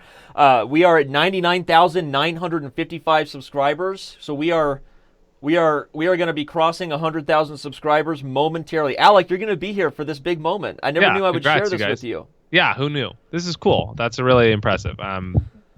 So this is going to be awesome. We're going to cross 100,000 subscribers, but don't go anywhere. The show's going to keep going even after we cross 100,000. Let's give GM Shia a diamond membership, and the other one we gave away was for Alec's favorite scene from Rounders. So now let's give away another one that's based on pop culture. Maybe. Do you know any other poker ones you could do? Like, what's your favorite poker movie overall? Like Lifetime? I mean, no, there's just not that many. Okay, like it would be Rounders, probably, right? Yeah, it's just the best one, and there hasn't really been an updated one since then, which there kind of needs to be because poker's changed so much, and there's so many ways it could go. But I guess that's another subject. All right, so we got a lot of players challenging me. I'm looking for the highest rated player on the list. I got a couple other 2000s. Speedy Bullet Chess, I see you, brother. I'm looking for some 2200s. We got to go until Danny loses at 5-1. What do they get if they beat you? Let's throw out like a bounty. Just in, bounty? Does it ever happen on this show? Do you ever lose? All the time, dude. Okay, what do they get if they beat you? You want me to just go straight up and just play somebody who's like also like really strong instead of playing low-rated players? Yeah. I mean, do you want to watch me play like another really high-rated player? Yeah, that's fun. All right, so let's do that, and then you can give commentary on that. So I'm gonna go. You want bullet or 3-minute? Let's do some 3-minute. Okay. But I think it would be fun too if you did like one more with kind of like possibly someone that would play on my level, so that I could kind of like. Wait, here the guy is. Let's accept this guy. So that I could. Okay, I got it. I got your. Here we go. I got your 2200. So how big of a difference is 24 and 22? That was a mouse slip.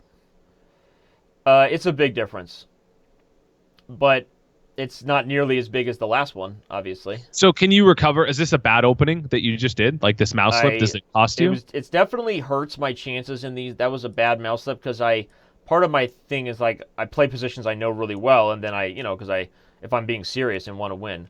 But I think I can play this way. This is a Kali system. I can make this work. So this is all like theory. You've kind of just seen all this before.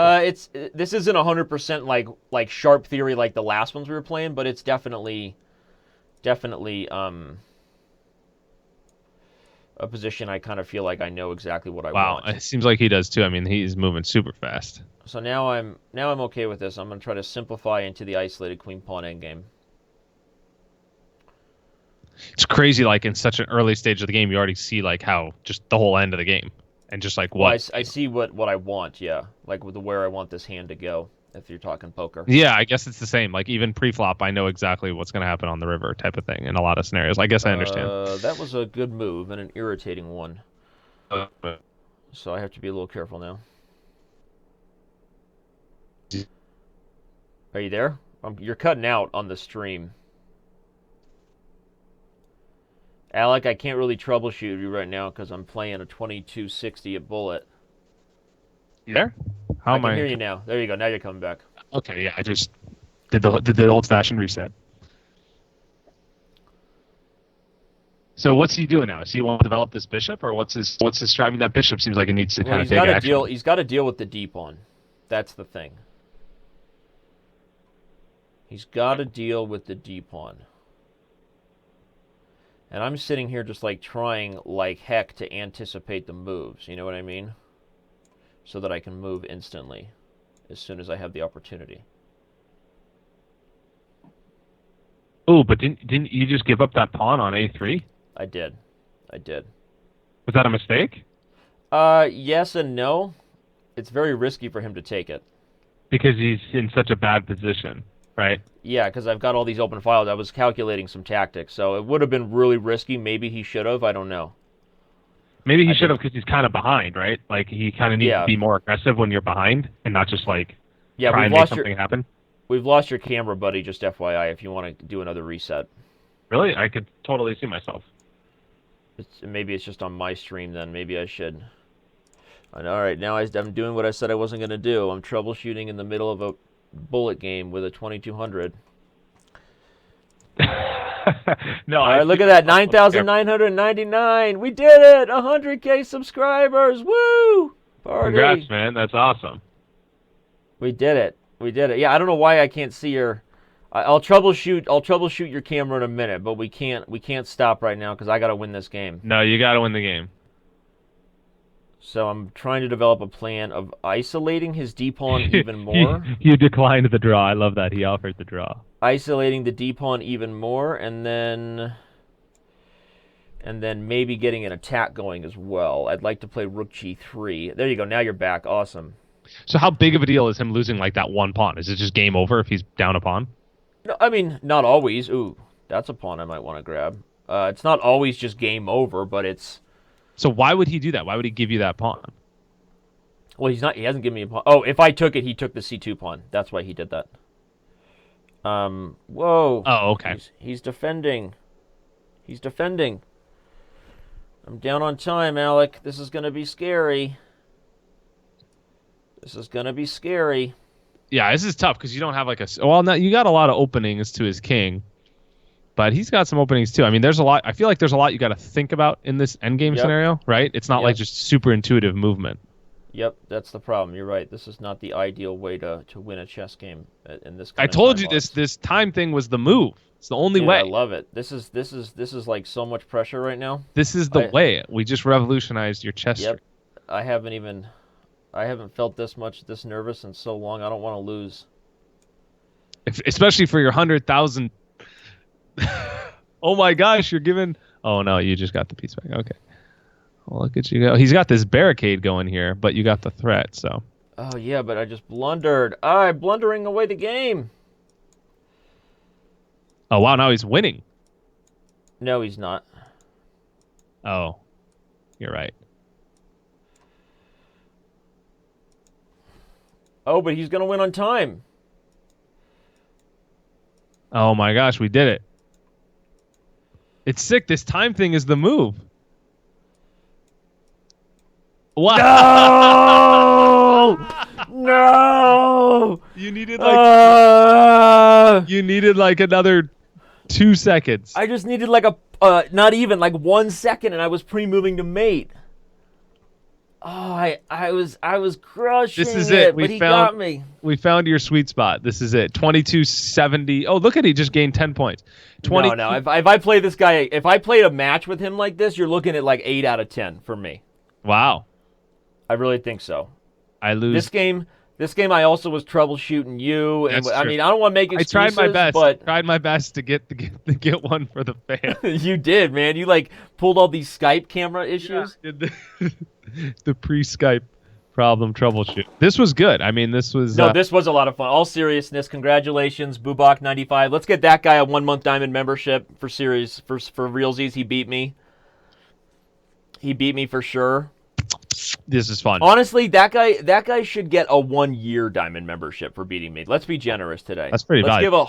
Let's give $100 in value to Bubak95. Let's give him a one. You know what? He was also the person we were playing while we crossed 100K subscribers. So I feel like he was there for a historic moment. Yeah. So Bubak95, you just got a 1-year diamond membership, buddy.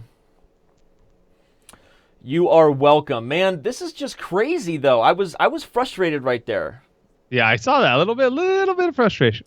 Let's play someone that's like, that we can analyze some of the openings. Maybe do you think that's valuable for the someone people a little lower, like your level? Yeah, like someone that's going to make the perhaps theoretical mistakes that I would have questions about. And then maybe that could help other people too that are kind of like at that level.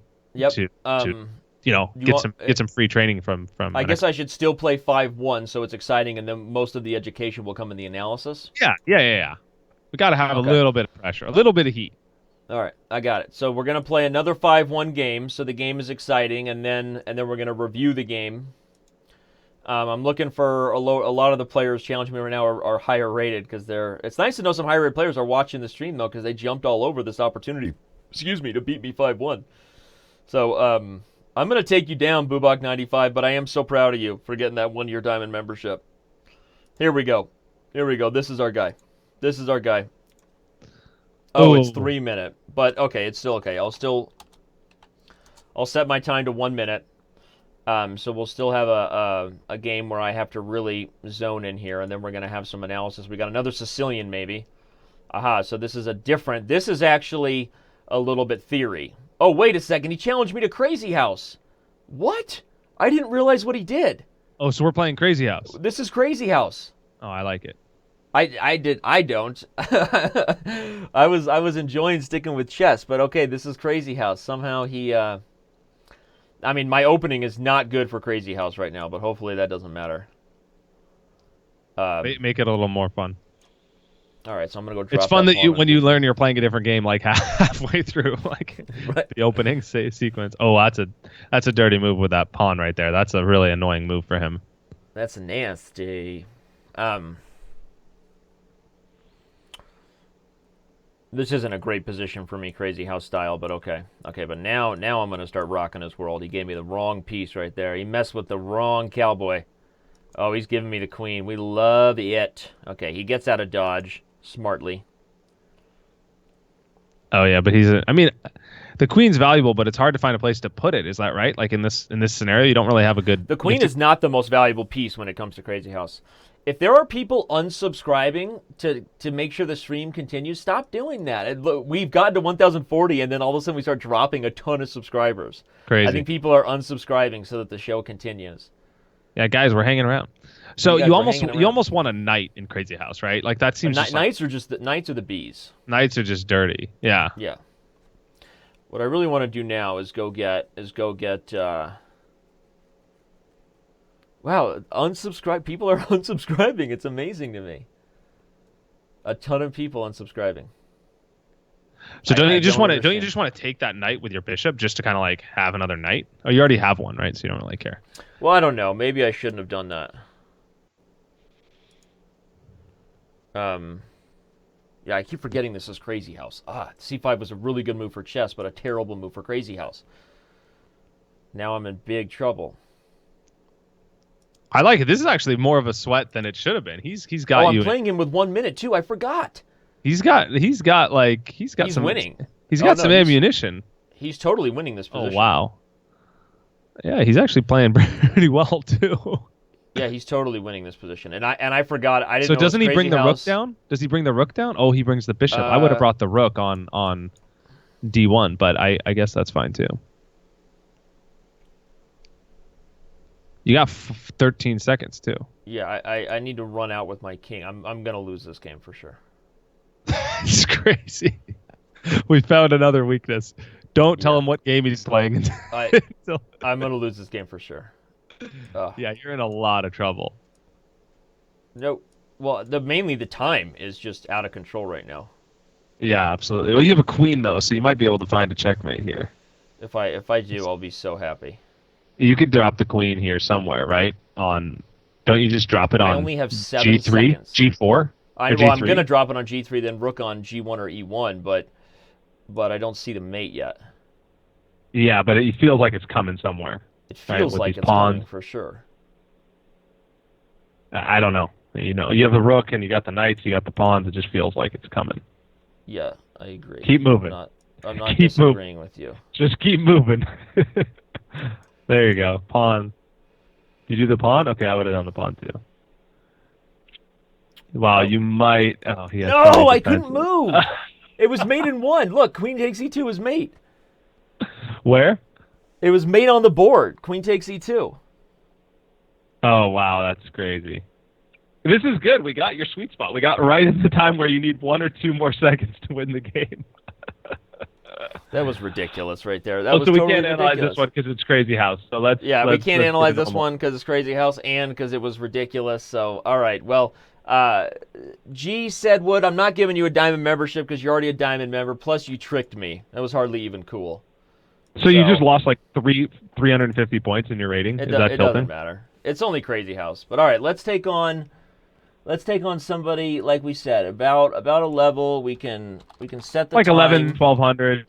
Yeah, so we got like an 800 here. This should be a good game for us to go over as long as he moves. Right now my screen is freezing. So it's not only me. It looks like he's just not moving right now because he's wasted 20 seconds. Okay, no, it's not just you. It's me too. No, it's been 25 seconds and he has aborted the game. You have aborted the game. We've given up. Okay, that's strange. It's strange that he did that. All right, let's try to play somebody else. Fortunately, you have a lot of options. So where are we at with the subscriber count here? How are we doing? No, a whole bunch of people are unsubscribing on purpose. Guys, if we drop below 100,000, I'm stopping the stream. Yeah. I don't know why you're all doing it, because you're like psychopaths, and that was the absolute opposite of the purpose of the show. But we've probably gained like 800 new subscribers, but people are unsubscribing like a whole bunch right now because they're trying to be evil, I guess. Don't be evil. That's not nice. Danny's a nice guy. If we even get below like 100,000, 10 or 20 again, I'm just gonna stop the stream because this is silly. You guys, we're trying to have fun here. All right, here we go. Let's do it. Where are you at? Oh, this is perfect. Yeah, he's right in there. This is the guy you want. All right, I got 1 minute. Hopefully he plays. Is he gonna challenge you and not play? Come on. Why do they keep doing that? Come on, guys. What is going on? Come on. Don't be an idiot. What is he doing?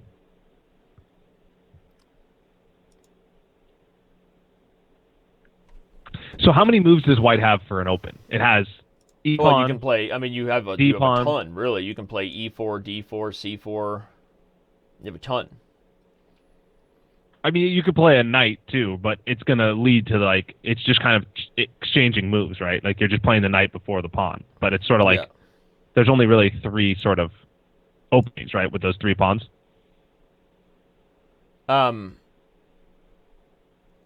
I mean, you can also develop the knight to F3 on move 1. I mean, you can do a lot of things. Yeah. For some reason, your camera is still frozen, and people are aborting. Why? What is the purpose of challenging me if you're going to abort the game right away, guys? My camera looks like it's moving on Skype. I see it moving around. Yeah, I don't know what's going on. It might be the feed I have to the live counter. I may have to take that away because it might be taking down a whole bunch of stuff. Okay, let me refresh the camera. So I just refreshed it. I see it now. You see me? I'm back. Yeah. How ridiculous is two people challenging you and aborting the game? Like, what's going on? I don't get it. Yeah, let's set a new goal, everybody. New goal is not 100K. New goal is 100,000. 100,001. So we need another 1,000 subscribers. We need another 1,000 subscribers. That's what we need. I'll keep going. I mean, I don't know if I can go that far. Let's go 100,500. That would be, it might take us a long time. I don't know what's going on, Alec. We're losing your stream, and it's not pretty, man. You don't see my video? No, you're like a frozen green goblin right now. And not the good kind. My video, and it's working perfect. How do I go to chess.com/TV?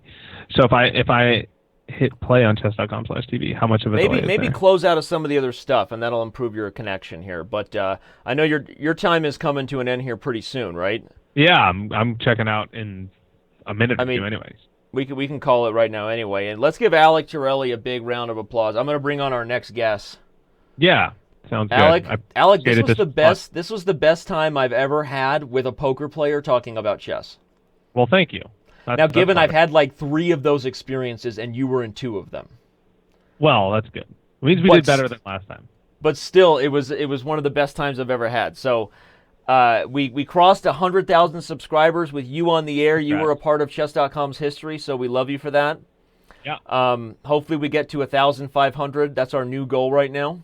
But thanks for being here. Alec and I are going to start doing a regular show where he is providing questions and commentary while we're playing, and sort of similar to what you saw today, but going to try to provide even more educational elements. So for those of you who want more of that format where you actually get an amateur on air talking to a master and asking questions, Alec and I are going to start doing that regularly, right? Absolutely. I'm excited. I think on Tuesday morning. Is that correct? Yep, our show is Tuesday, December 20th. So all of the subscribers here, we're looking for 1,500. Come on, let's get over 1,100 before Alec goes. Let's get over 100,100 before Alec goes. Come on, people. Let's do it. So Alec and I are doing our first show on December 20th. And it's going to be amateur hour, and it's going to be fun. So we're trying to get to 100,100 before Alec leaves. We have 6 more subscribers to go. It looks like we might get there. Come on. This is how I know they're just playing with us, because as soon as I say I want a few more, they give a whole more. So people are just watching the show and just subbing and unsubbing as they choose. You guys are killing me. You're giving me anxiety. All right, stop it. If you've subscribed, stop unsubscribing, because you want Danny to have a panic attack on the show. Is that what you want? Danny. No, I'm kidding. Alec, this was great, man. A ton of fun. Thanks a lot. I'll see you. Follow Alec Torelli on Twitter, everybody. You can also go subscribe to Alec's channel. Alec has a very active YouTube channel if you want to know poker. Alec does the hand of the day, so go subscribe to Alec's channel. We got thousands. We got great numbers watching right now. New poker videos every day. So if you guys want to learn poker, I'm definitely your guy. All right, man. I'll see you. Pleasure. Thank you. Take it easy, guys. See you next time. Later. All right, let's play some Bullet Brawl where I play like a strong player of my level. Let's turn this into a Bullet Brawl now. And let's get to 1,200. Whoever I'm playing when we get to 100,200 will get a 3-month Diamond membership. So whoever I am playing, and it could be lower rated players in the Bullet Brawl getting analysis, or it could be someone of my level, but whoever I'm playing when we cross that line of 100,200 subs will get another Diamond membership. So let's do it. Let's start playing some Bullet. This is now officially a Bullet Brawl show. Flying solo. Gonna be fun. Kazim Gulamali is coming on soon. Kazim Gulamali is coming on soon. We got Amon Hamilton, Georg Meyer. We got all kinds of stuff. But let's play some Bullet, and whoever's playing Bullet when we cross 100,200 subs is going to get a 3-month Diamond membership. So here we go. Come on, let's go. Let's get to 100,200, everybody. Come on, 1 minute. I'm searching for a 1-minute game. There we go. Oh, but I guess it... all right, so that means we'll turn this into an educational one. If I get a lower rated player via the Seek, then we will always make sure that we go over the game afterwards. And so there's some analysis. Obviously, we know that right there is going to be a big focus of the analysis. That was a mistake by my opponent, maybe even a mouse slip. Maybe he knows that was a mistake and he just didn't even mean to do that. It's possible. So we'll do some analysis after this game. But looks like my buddy here is a little bit lost in the wilderness in terms of how he should be approaching this position. So if you're playing Bullet, this is exactly the kind of game you want to avoid against a stronger player in Bullet, because you're just playing you're just playing for time. And I know people think, oh, you have to play for time in Bullet. It's not true. I mean, you got to play good moves in Bullet, really. You really do have to play good moves in Bullet. And so now the position just becomes completely insane and totally lost, and it doesn't do anything for your other chess because you played something that you would never play in a slower game. So you have to try to play your openings in Bullet. I mean, this isn't just something I'm saying. I mean, I practice what I preach for the most part. Okay, like I tell my kids. Do as I say, not as I do. That's what this show's about. Do as Danny says, not as he does. But this is so exciting. We crossed 100,000 subscribers. Thank you, everybody. Let's get to 100,200 and give somebody else a Diamond membership. So no more unsubbing games. You love us. You've subscribed. Please stay subscribed so that we can give somebody else a Diamond membership. We're all in this together. I really want to mate him in a weird way. So we can ring that bell, kids. Boom. All right, so that means we're going to back up and take a quick look at what happened for our opponent here before we bring on Kazım Gulamali. We'll bring on Kazım, everybody's favorite from Call of the Wild, which should be a lot of fun. But, you know, the biggest mistake here, I would say that for you, Mr. Tipu Dubai, you know, if you don't play the Scandinavian, then don't play the Scandinavian in Bullet. Even if you play the Scandinavian, don't play Bishop E6 in Bullet, right? So it's like, I have a feeling maybe you don't even play the Scandinavian in Bullet because of the way you played it. But if this was just a mouse slip and that's not true, I apologize for any criticism I'm about to give you. But the overall criticism here is, again, play openings that you plan on playing as like an improving player. So at least you can get something small out of the game. Not to say Bullet is ever as educational as standard chess. But you can't play this way because you're just losing out of the opening. You've got doubled isolated e-pawns. You've weakened your light squares. It's not just about the clock. You would rather, you know, get down on... Look, you were actually up on time against me, you know, because you were playing so fast. But your position was a mess, right? And so it just shows you that, you know, I mean, here, of course, I could have taken the rook, but I purposely took on e6 because I wanted to keep that knight for some fancy schmancy attacking. So, all right, this has been a lot of fun. I think Kazım is ready, and he wants to play Bullet. We're going to throw down Bullet Brawl, me and Kazım right now. He's been talking a ton of trash. He's angry at me. Kazım has been very angry at me about the last time. I was just telling the fans, Kazım, that you've been really angry at me about the last time we played Bullet, and I totally crushed you. Yeah, Danny, you know, every time we play, you got terminated on you, but last time it didn't work. No one even understands what you just said, but we love it. Yeah. Because you speak Arnold better than anybody. All right, so looking good, buddy. I'm getting you framed into the show so we can have a good experience here. All right, are you ready to rock this thing? Yeah, let's have some fun. I was just watching the segment with Alex early. I really liked it. It's pretty fun, right? Alec is a good. He's got good questions. Yeah, it'll be good for you guys to do a show where he can kind of get questions from the amateur side. Right.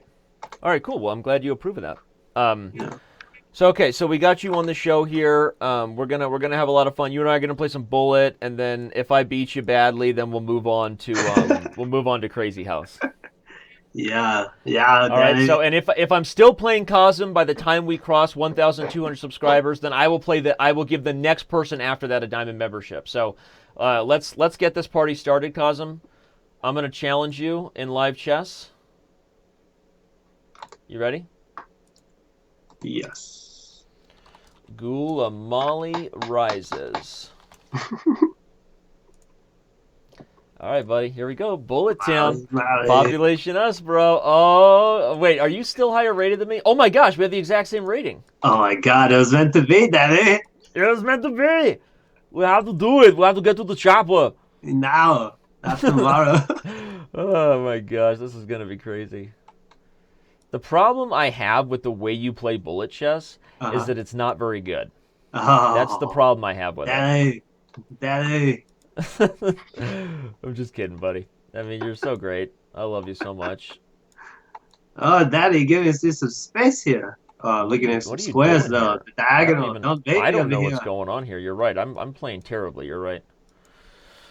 All right, oh man, squares. It's getting ugly. I've given you way too much. I've given you way too much. All right, gotta get your queen giving you way there. Too much confidence, actually. Yeah, getting a little action here. A little action, Getting some action, yeah. You got to get the action. And what are you doing here? Just sacrificing everything? Oh, the sacrifice it. Take me to the airport. Right. I'm like Jean-Claude Van Damming you right now. Yeah, you are. I'm Jean-Claude Van Damming you so hard right now. How do I not win this? How are you surviving? I don't know, man. I'm a German. Where's my mate? Oh my god. It's in the future. You survived that incredibly. How did you do that? I don't know, man. I'm a Dominator. My mission is you're gonna get me. That didn't even make any sense. But it's hilarious. All right, you got this one here. All right. You know, I mean, I'm not resigning yet, but you're gonna get it. Don't check me to death. Oh, I wanted you to hang your rook. Yeah, I gave you one chance to go wrong. Who is your daddy and what does he do? Who is your daddy and what does he do? Oh, all right. All right, let's do it again. Let's do it again. Cosm takes me down in the bullet brawl, and it is on. Oh, it's on. It's on. You don't want this to happen the way it did last time. But what did I tell you about the Sicilian, man? I told you. Yeah, you're beating my favorite opening. When I was a kid, I used to beat everybody with this, but then I ran into Danny. Yeah, that was fun actually. That last bullet brawl we had. What are you doing? Can you do this? No. You're always doing things that I don't like. I do not know what you are doing here. What are you doing here? Ooh, that was a little bit weird. Oh no. Is it weird for you? I don't know. I mean, what can I do? Anything to survive? Oh, very nice. A very cute approach from you, Cosm. If I'm not one thing, I am complimentary when my opponent plays something cute. Well, we got to be cute on the Danny show. The Danny show. All right. What are you doing? Danny, you're coming after me, Danny. Stop checking me. It's all about checks, baby. It is. It's all about the checks.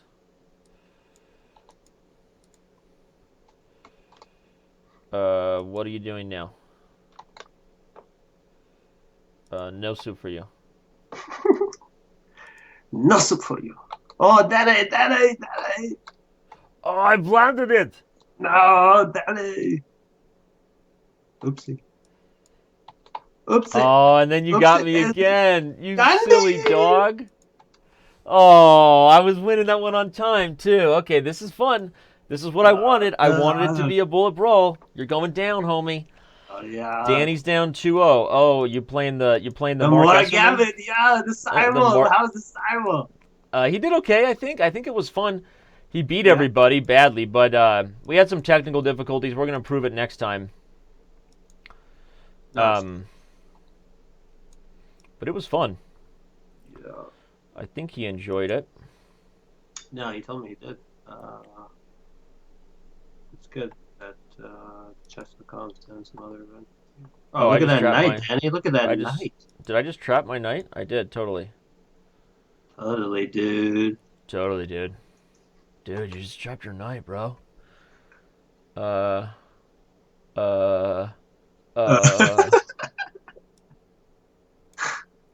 dude. Oh, my queen was hanging. Oh my gosh, I'm falling apart. See, I use your tricks against you, Danny. I trash talk and distract you with the cyber. That's it. That's it. You're going down. That's it. That's it. Oh, yeah, it's Sicilian. Alec would be really happy if he was here. He thought I only played people who I beat. And I was like, no, dude, I lose all the time. No, normally you've been owning. I lose I all... found the way to distract you back. I lose all the time. And now I'm sort of going to lose again? What's going on here? No, it's a close one this time. Yeah, but I don't know if I'm so thrilled. You're not happy anymore, Danny? I'm not happy. Danny, come on. Where's your Australian accent? Your girly accent? Who is your daddy? No, that's the problem is you've got me so confused. I'm no longer talking trash. Yeah, it's not possible for Danny Rensch not to be talking trash. It's not possible. I know, and I'm really frustrated by my own actions right now. Danny, we're gonna have to I said I have to win the game. If I win one, it's all back to. I can't do the Arnold with you because you're better at Arnold than me. So I have to but you're better at like every other accent. This is true. All right. I don't know if I should have done that, but I did it.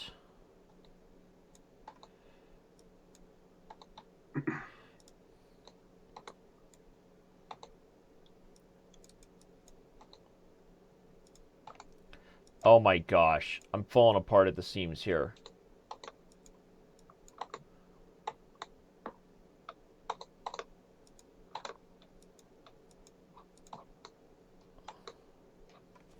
I'm falling apart at the seams, Cosm. Danny. All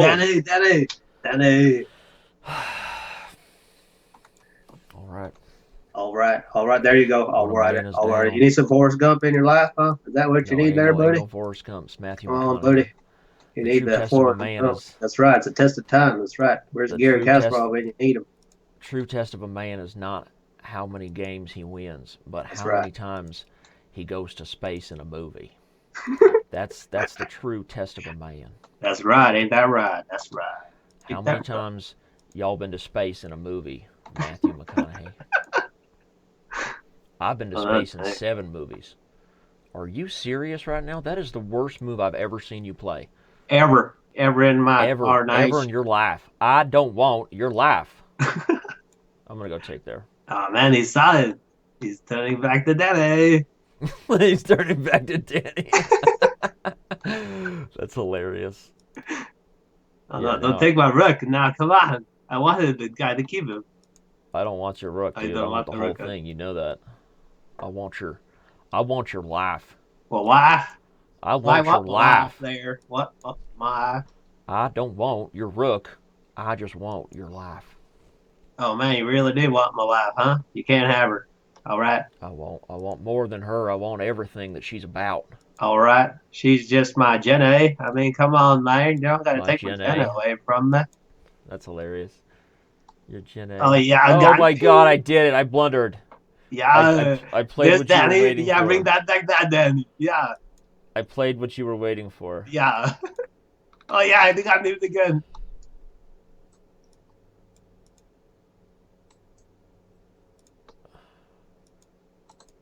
How did I lose this one? This one took some skill to lose. That one took some skill to lose that. Oh, no, turn off your phone and focus. They're calling me. Turn off your phone and focus. Okay, Danny. Now we take it to Spanish Lopezville. No, we're back in the. I'm so angry at you right now. Oh no, Danny. Danny, come on. That's my problem. Is I don't play well when I'm angry. Oh no. I don't play well with it, so I need to get back into who was talking through me. That's right, I was trancing Matthew McConaughey. Matthew McConaughey. I was trancing Matthew, and I was doing all right. All right. All right. That's what I was doing. I was playing all right when I had Matthew inside me. That didn't sound right. That didn't sound right at all. I was playing just fine when I had Matthew up in me. It's all right. I've got an idea against you, Cosm. Hey, I'm gonna get you. Don't do it to Adrian, man. Don't do it. That wasn't a good idea for me to give you that file. I fell for it. Yes. Yes, you did. I got on the board. Hey, everybody, I'm here. Hi, everybody, I'm here. The way I keep myself motivated is I'm always trying to be better than my future self. That's the way I keep myself motivated. All right, I'm always trying to be better. Now do Jim Carrey imitating. The Jim. What do you mean? Do I do a Jim Carrey? No, but there's a commercial of. Oh yeah. Oh yeah, the SNL thing. Yeah. Yeah, that was hilarious. That was so good. Yeah. I mean, seriously, Matthew McConaughey has jumped the shark completely. Mentally, he's just not even there.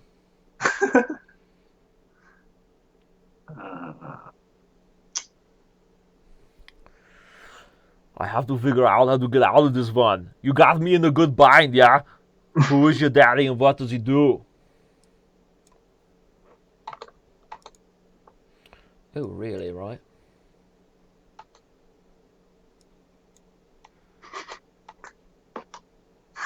All right, I gotta do it. You got to do it. I have to do it.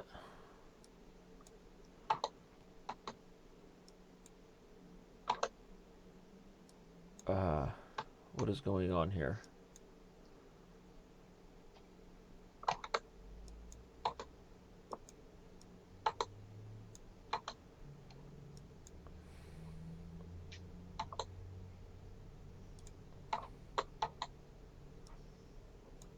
Only got 9 seconds there, Matthew.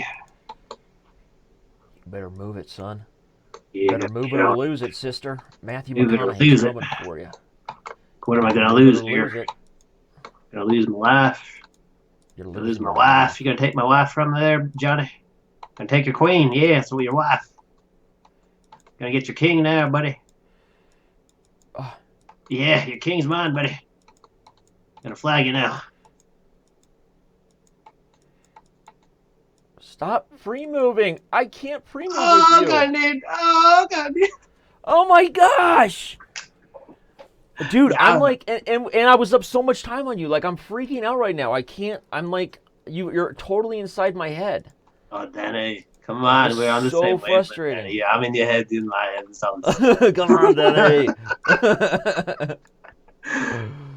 Danny, come on. Oh, that's funny. Oh, no, I don't like these checks. Yeah. You don't. You're not a French player. Come on. Come on. No, I can't. There's one thing I know about Kazem. It's that he doesn't like the French. No. The French don't fight the wars. No. The French don't fight the war.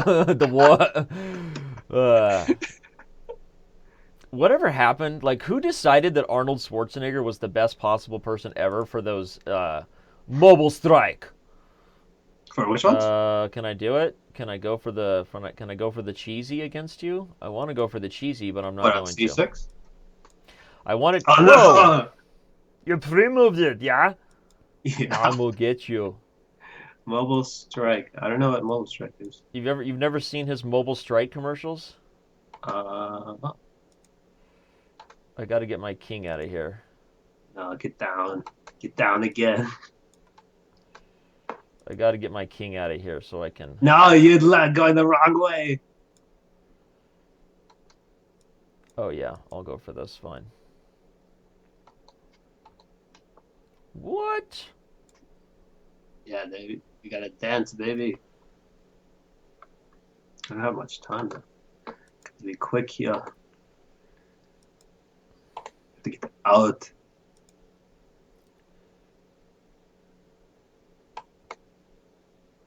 What?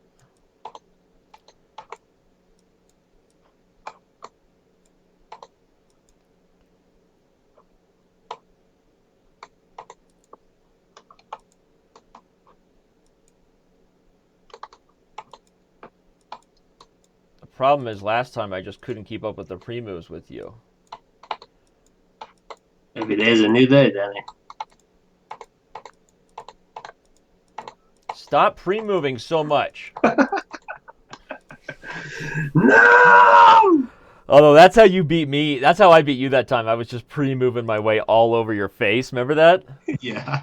I was losing like every game we played last time, and I was just all up in your pre-moves. Yeah, the pre-move is the death. The pre-move is the death. When like you're trying to focus on playing quality chess moves and your opponent is just pre-moving you. I hate that. It's one of those things you hate and love at the same time. Yeah. You love when you do it to others. Hate-love relationship. Kind of like us. You know? I'm just kidding with you, right? I don't have any, although to have great love, you must also hate. Yeah, you gotta hate the woman, right?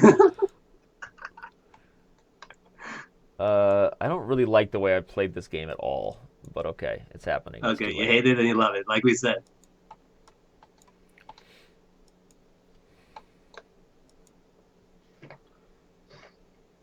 I don't like the way I played this one at all. Should I? What should I do now against that? Yeah, I wasn't even quite sure what to do there. I've totally messed this up. I had this crazy idea of doing something crazy. Can't go too crazy there now, Billy. Don't go too crazy on me, all right? All right. Hey, what did I just do right there? I have no idea there. That was the dumbest thing I've ever done since... That's the dumbest thing I've done since Tallahassee. What'd you do in Tallahassee, Matthew? That's between me and the road. Oh, I had you. I was out playing you with the rook.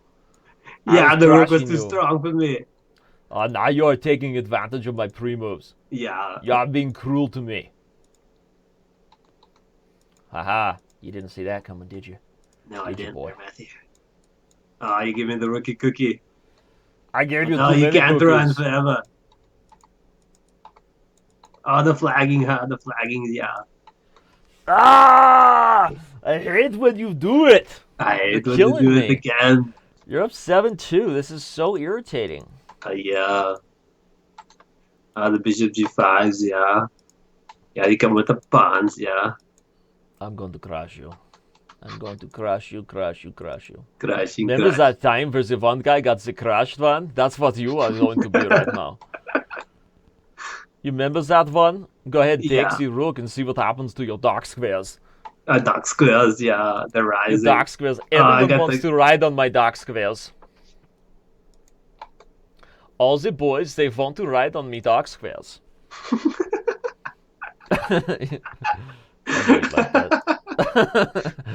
All the boys, they want to ride on me dark squares, yeah?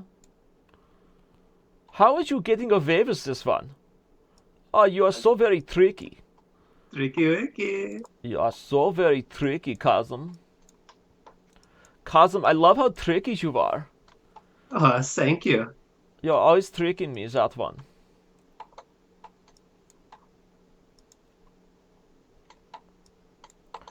You've always been a tricky one. You've always been that way, ever since we were little kids. I'm gonna go get this pawn, yeah? Yeah. Oh no, you're queening on me! Oh no, this is a horrible happening! This is a horrible happening here! This is a I'm going to good one! I'm gonna get you spruken the Scheisse! I don't even know if that's legal to say. That one. Yeah, also, in Sweden, it's okay. Also, boys, they want to ride on me dark squares.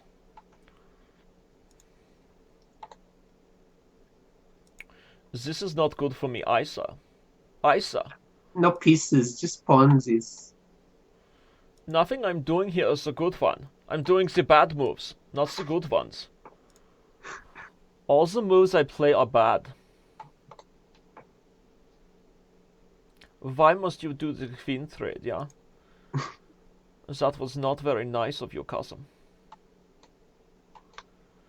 Carson, I think you are forgetting about this one. Yeah, the queen side is yours. The queen side is mine, yeah? No, You are the dead. rook is yours, no. I'm gonna win this one. I know it now. And I'm so excited to win this one. I want to go get the queen, yeah? Did I just checkmate myself? No, knight of 6 is not possible. I forgot about this, though. Did you see my reaction? I was very crazy on that one. I didn't see it on the camera, but I heard it. Oh, now I am mouse slipping. Yeah. Some luck. You are getting so lucky, Carson. Yeah. Running good, man. Running good.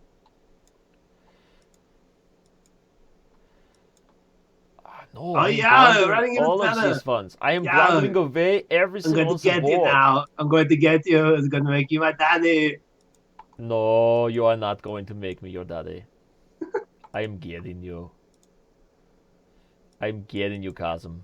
You getting me? No, you're not getting me. There is almost nothing you can do here. There is almost nothing you could do here, despite my mistakes. Yeah. I'm here to take... Scandinavian, yeah. I cannot believe you brought me below the 2600, yeah? That is the last time I will ever let you do such things to me. Okay, buddy. On the light squares, you will feel... On the light squares, you will feel my pain. On the light squares. Are you here to pump me up? I will pump you up and get the light squares. Gonna take the bishop, take on the east chest. No, I have a tricky one. I would like to win the bishop pair. The bishop pair. I have turned into Jean-Claude Van Damme. I will win the bishop pair. The bishop pair is mine, and now I will punish you for giving me the squares. The dark squares are what the light squares, all the squares, all yours. The doctor ordered the dark squares. The doctor said, hey, get the dark squares in your face. I said, yes, I will win Kazum. I will win him now. I will take him down because he is falling apart due to my accents. Yeah, Suddenly we realize who's the real accent king is here. The fox. Oh, the real accent king here is back above 2600 and it is going to stay that way. Oh, yeah. I'm going to beat you in this. Again. Here we go. I'm going to beat you every time. You tried to trick me, man. Yeah. You tried to trick me, man. Everybody's gonna die now. You know, I have played this way before. This was a mouse one. Oh, you're getting me on the mouse slips, yeah? Yeah. This was a bad mouse slip. That was really a horrible mouse slip. Seriously, what is the deal with that? Oh, you are just such a tricky man. If you let me win this one, it will be a backbreaker, yeah?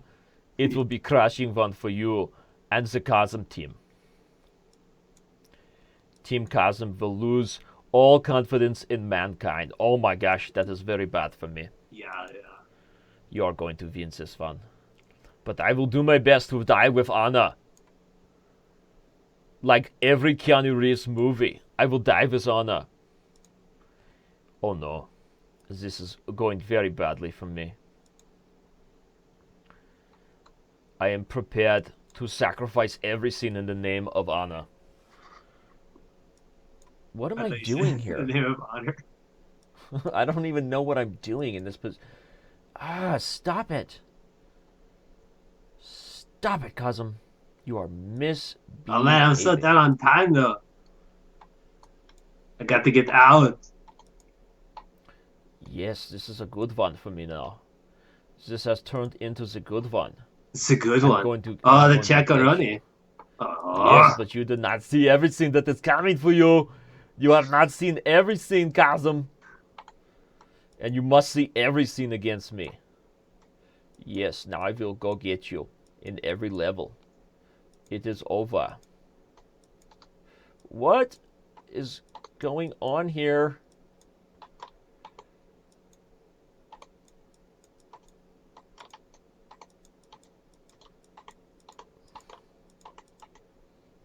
I got you on the time and I am winning. I am no longer above 2600.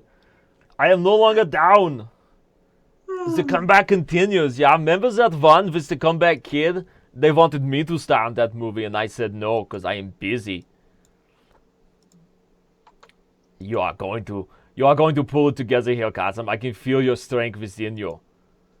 I can feel you pulling everything together for yourself. The biggest issue with my play right now is that every move I make is a bad one. That is the biggest issue with my play right now. Also, right now, maybe, baby, I survive with this one. Maybe, baby. No, you are being very tricky, guy. Yeah. You are being so tricky, guy.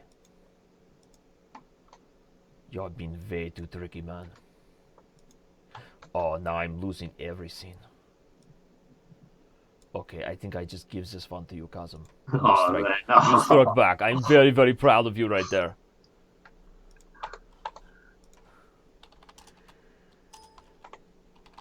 I forgot I had another guest here. You and I are so wrapped up in our world that Grandmaster Georg Meyer is here to tell me, hey, I want to join your show. Oh, man. Then you get a real German Austrian, yeah. All right, well, we have to finish this one because we have already started this one. Yeah.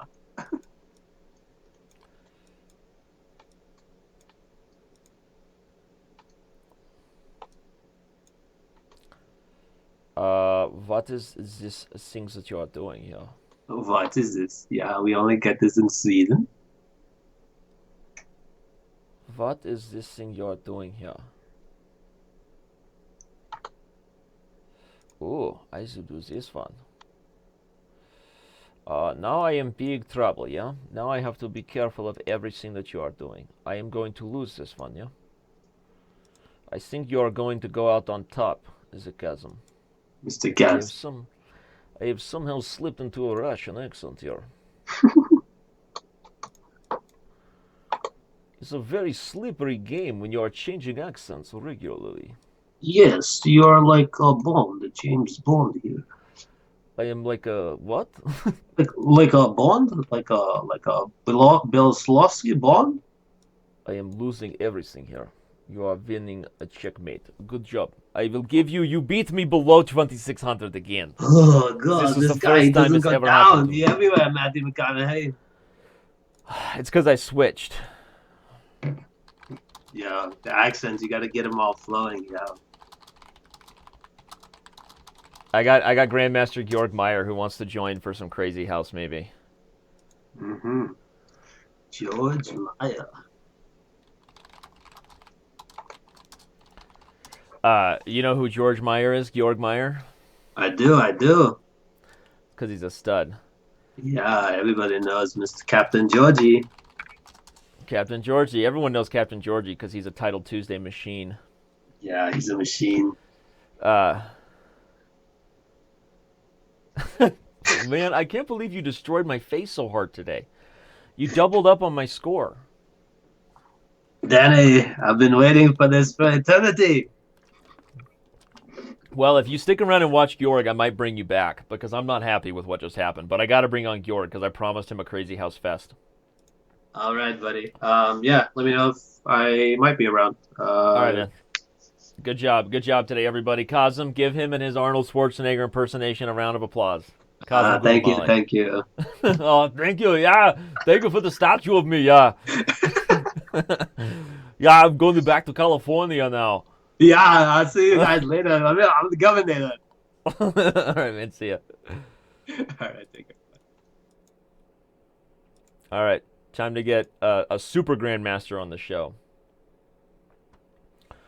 A super grandmaster named Georg Meyer, who's here for some crazy house. What's up, buddy? Hi, Danny. Good to hear you. Are those your stuffed animals there? Or are those Ina's? Let's say Ines. Okay, for now, let's say Ina's because we're on the air. All right. Grandmaster Georg Meyer, #1 in Germany, #1 in your hearts. You are #1 in Germany, right? No, actually, recently things didn't go too well, but I'm gonna be back up there. Who is #1 now? Someone we imported from Romania, Liviu Dita Nizipianu. Ah, Nizipianu, a foreign import. You know, the U.S. has a lot of foreign imports these days with Wesley So and Fabiano Caruana. Yeah, but he actually has some German roots and he speaks very good German, so... Okay, so that makes you feel better about it, right? Yeah. Okay. Plus, it makes your Olympia team stronger, right? Yeah, which we needed after in the whole carousel we lost our former number one.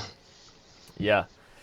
All right. Well, Grandmaster Georg Meyer, if you don't know, is an awesome person. First of all, he loves stuffed animals. He kind of looks like the German version of me. People have said that you and I look alike. I You know see. that? I don't know if that's true or not. I think I'm like That, your chubby. I'm like your chubby brother. yeah, okay, that one makes sense because I cannot gain a kilo of weight no matter how hard I try. Well, and you and I first met years ago at a Spice Cup, but we've been buddies. You're just awesome. You play in every title Tuesday. I'm just trying to let the fans know. We got a lot of people, I think, watching shows for the first time. We're gonna play some Crazy House. Georg Meyer is one of the few grandmasters who braved the storm and played against all of the Crazy House Titans in the Chess.com Crazy House Championship. How was that, by the way? Did you have fun playing? Let's play a game of Crazy House and talk while we do. Yeah, sure. Let me send you a challenge here. Yeah. No, the thing is I actually love to be in for a real challenge and to play Crazy House where I'm basically maybe a good amateur since I have some good chess background. It's loads of fun to me because I don't really mind losing some games, being battered, but actually it's like a learning experience. And when you're at a certain level in chess, then okay, you still learn, but it's not at the same pace where you really discover new stuff almost every second game like I do now in Crazy House. Right. No. And by the way, I accidentally just started a Crazy House game with somebody else, so I'm gonna beat them while you're playing. Speedy Yeah. Bullet Chess, you sneaky guy, you snuck in there. No, but you're right. In watching the Crazy House Masters play, like they do things regularly where Amon Hamilton and I were doing the commentary, and we were talking about how, like, conceptually, I understand things about Crazy House, like the minor pieces and the squares and different stuff. But they do things like that are just like patterns, like you and I would think of chess, right? Where there's just like a pattern in a rook ending that you just know to do, right? They just know how to Yeah. do stuff that's like you don't have an opportunity as a very strong grandmaster to learn things like that anymore. Yeah, I you mean, know, I understood that okay, it's not Backhouse, so they cannot just throw everything at you. right, But you know, one game they take on f7, I get mated. The other right, game they take and nothing happens. So right. uh, and then I changed the move order a little bit, and then I saw okay, there are like 3-4 ways they can take and beat me. So Right. it's really kind of funny when you're learning. When you're learning so much on every game, yeah. Yeah. I'm not sure which I'm gonna do. I guess I'll go take his queen. Sorry about that. You and I are gonna play in a second. We're gonna talk some trash and play some Crazy House together. It's gonna be Yeah, fun. you're just playing hard to get tonight, I see. I'm playing hard to get with you. That's You, right. you're late on our One of my one of my noon date, and then I don't even get to play you. yeah, I bring on the new date, and then I have somebody else there. One of my favorite memories, though, of us hanging out was when I first learned what a great trash talker you were. Okay, my opponent just dropped mate, Speedy Bullet Chess. You get your bell rung. That's what you get for sneaking ahead of Georg Meyer. But was when you and I. It was after like one of the second or third like crazy. No, not Crazy House. Spice Cups we went to. Well, one day it's gonna be a Crazy House Cup for sure. Yeah, well, you and I were playing the Spice Cup, and afterwards it was second.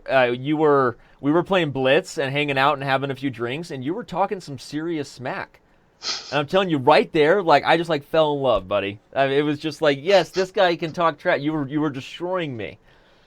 By the way, I sent you a challenge. You see the challenge? Actually, no. So I will try to send one to you. I just challenged you to Crazy House. Maybe it's in your chat window or something. Let's see. I'll just challenge you back. Yeah, it worked out. So bring it on, Donkey Kong, right? All right, so let's see. So bring it on, Donkey Kong. This is, you know, what's funny is you really were one of the only strong grandmasters to brave Crazy House. Like Jan Ludwig Hammer, he qualified, but he told me like I couldn't play because he said he practiced Crazy House that week and just got destroyed. Yeah, I guess not everyone minds well, I guess some other grandmasters mind getting beaten much more than I do. Yeah. And you're gonna tell me when I do something wrong, right? Of course I will. Like, that's wrong right there. Yeah, actually, I've gotten this in the learned this face a from couple Jean Lee, times. watching him do it a couple times, that he just, like, crushes people in this position. And you may beat me anyway, but Jean Lee had this exact position against, like, several people. And he just took on d5 with the knight, like, no problem, sacked his queen. Yeah. So you want to put a knight on e2, and then you maybe take on f3 to damage my structure. Right. And I may even go for knight d4 where it might be better for me, because since I already have the knight on f4, I can play knight d4 and go get your queen, and my attack might be too strong. Okay. Let's see how strong it is. Yeah, so this is fine. This is what people have done against him, I think. So now I'll go for this. And then we'll go take. And then, but you're defending. You're defending. I mean, I'm not Jean Lee, okay? I'm not. I don't know everything about the system, so I'm just doing my best here. Yeah, according to my count, you're still lacking some pieces to mate me. Yeah, exactly. Exactly. I still need some pieces to mate you. And what? You know, I actually played the Super Grandmaster at Crazy House, Yan Li, and I think I fought quite well because he was beating me. You had the best, dude. You had the best chance to beat him. Like, I mean, a couple other people eventually won, but in those games, he kind of blew it. Like, he had a good attack. I mean, I know because I saw every game. And you had a phenomenal game against him. You did really good. Seriously. Yeah, good challenge brings out the best in me. Still you don't have so much to bother me. It's coming. But I know eventually Don't it's you gonna worry. come. It's coming. I'm gonna get you. I'm gonna get you.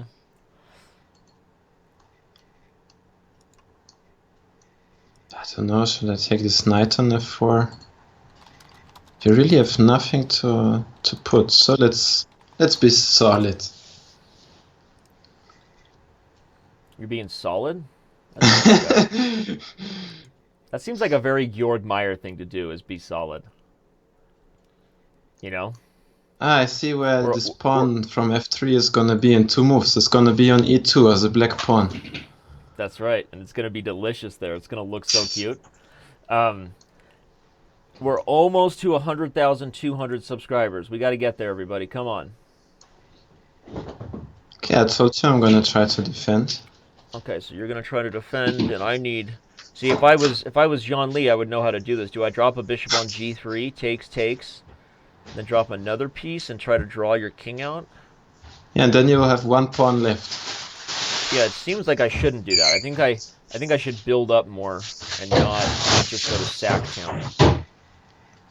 But you know, it's true that the queen is actually surprisingly useless in Crazy House, unless the king is really open. Yeah, like no, even more so than in Bug House. You're right. That was something I learned from all those streams, was how useless the queen is in Crazy House compared to Bug House. Yeah, and with so many pieces on the board, you attack the queen and suddenly it has nowhere to go.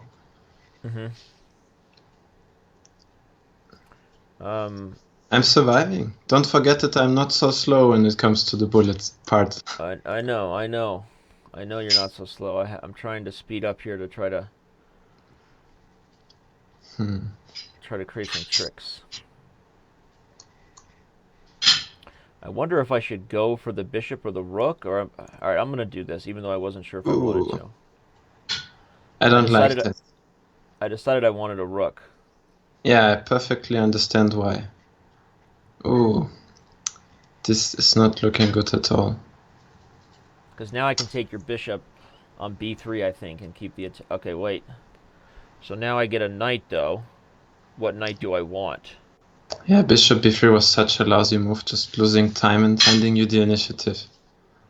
Ooh, but which knight do I want? If I take there, you're going to be able to sack on e3. This is... You should think another 29 seconds about that. I should. I think I did the right decision, though. Yeah. I think I did the right one. Now we'll take here to avoid that pin. we'll just go in for this. Yeah, it stops looking pretty. What is going on here? Why haven't I just won the game yet? There we That's go. a very good question. I do not know how I have not just won the game. All right, finally. All right, so I got one. Let's rematch. We know you're better than me, so. But you know what you did? You fell for the Jean Lee Crazy House trap. That whole knight d5 thing where people just sack the queen is nuts. Right? Yeah, and it actually takes a bit of time to pay off, but it does every single time. I mean, people did this against me already in different ways, and every time I lose, actually. Yeah. I guess we'll go for it again. I want to do it again. So I'm going to assume you're not going to do it this time, which means I have to figure out what I want to do. What would Jean Lee do here? You think you're funny, huh? We did it. We got to 10,200. Nice. All right, so Georg, you get a diamond membership, but since you already have one, we're going to let you pick a diamond member. So let's come up with a Georg Meyer question, and you get to give away a diamond membership to someone in the chat. Oof. So what's a good Georg Meyer question? I mean, I could ask who's the only player who beat me in like the last 14 months, twice. And that would be a chess trivia question, right? I know, but you want some other kind of question, yeah? No, we can do a chess question. I know normally I do psycho questions, but we can do a chess question. I have a feeling I'm going to regret my approach here. Yeah, you created a few holes there. What are you doing? I don't know exactly what to do. I don't like the pin. So start. Let's think. So somebody can look in the chat and figure out who Georg Meyer lost to in his last tournament. Oh, that was silly, Danny. Juicy. Who's the only person to beat Georg Meyer in the last 14 months? First person to say it in the chat wins. All right, so I don't really care about you dropping on to win my queen, but I do care about you dropping on the f4 or h4, so I got to stop that. I got to stop you dropping with the knight. All right, so we'll check the chat here in a second. We'll scroll back up. We'll see who's the first person to... I think here a queen can actually come in handy. Because you have a mating attack? Yeah, actually, I should mate you here. looks like you have forced mate, don't you? You oh yeah, I have enough and then pieces. You drop the bishop, and then you drop the mate.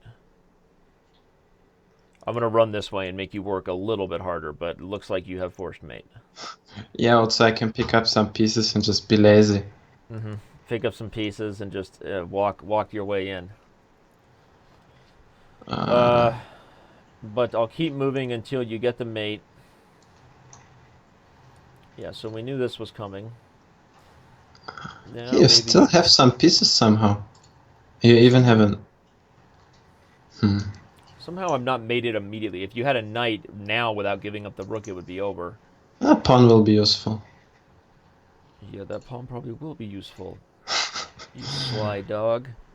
It's gonna be on A2 or on B2, your choice. Right, exactly. Alright, I'll just go there for funsies. We'll go there. We'll see how you do it. See how you bring down the goods. Bring down the hammer. And then we can come up with a good pop culture question after that. Now that we've asked the chess question. Oh, you're getting me to mate myself. Very nice. If I drop anybody on D2, everybody, I'm going to show you just so it's instructive. Now he can play knight A2 and it's mate. Or pawn B2. They were both mate. Well, I already told you it's going to be a pawn. So Georg Meyer was here when we crossed 100,200 subscribers, so we get to give away another premium membership. Let's go see who answered your question correctly. Who was the player? I should tell? Yeah, who was the player now? Because I'm sure someone's guessed it by now. Vladimir Kramnik. Okay, Vladimir Kramnik. Dude, that's not a bad person to lose to. It was really kind of perverted what happened to me. I lost to him, what is it now, 16 months ago in Dortmund, something like that. Right. Or even more, 18 months. And then I didn't lose a game until the Olympiad in Baku this September. Wow. And then, of course, I play him with black. He beats me. And again, since then, I haven't lost a game. Well, he's a tough cookie because you know what he is? I mean, I don't want this to like hurt your feelings, but he's like you, just better than you, right? Yeah, that is really unpleasant, you know? I think you would agree with that, right? When you play somebody who has the same style of you, but they're just that much better, it's even more difficult than if you play somebody like Nakamura or something, right? Is that true? That is true, but actually there is something funny about my confrontation with him. You know, I never get to exchange the queens until I'm basically lost. Right. Which tells you something about how he evaluates my strengths. Right. He wants to avoid the end game until you're done. Yeah, so of course he's better than me in probably everything, but he actually doesn't think that when we play in our customary style that he is the biggest favorite he can be. But he goes for really messy stuff where I have lots of options, and he's not at his best there, but he gets a huge advantage versus me, somehow. Wow. That's interesting. Well, it's maybe because he sees like a little bit of himself in you. He knows you're super solid. No, I'm serious. Like he probably sees his style in you. He knows your end games. He knows your like repertoire. He knows you're solid. You're you know, you make very few mistakes. But then he knows that he's the same kind of player. But if he mixes it up, I'm sure I'll put it this way. I don't think Kramnik likes it when people play that way against him. So maybe that's what he's thinking about playing against you, is to keep it messy. So. Yeah, but this is also why all our games are decided, because when he goes too far, that's how he lost the game against me too. Right. I love it. This is like, only we could get Kramnik on the show. So, all right, it was Kramnik. Josh or JD, can you see who guessed Kramnik first, and we get a fun premium membership giveaway? Can you let us know the username?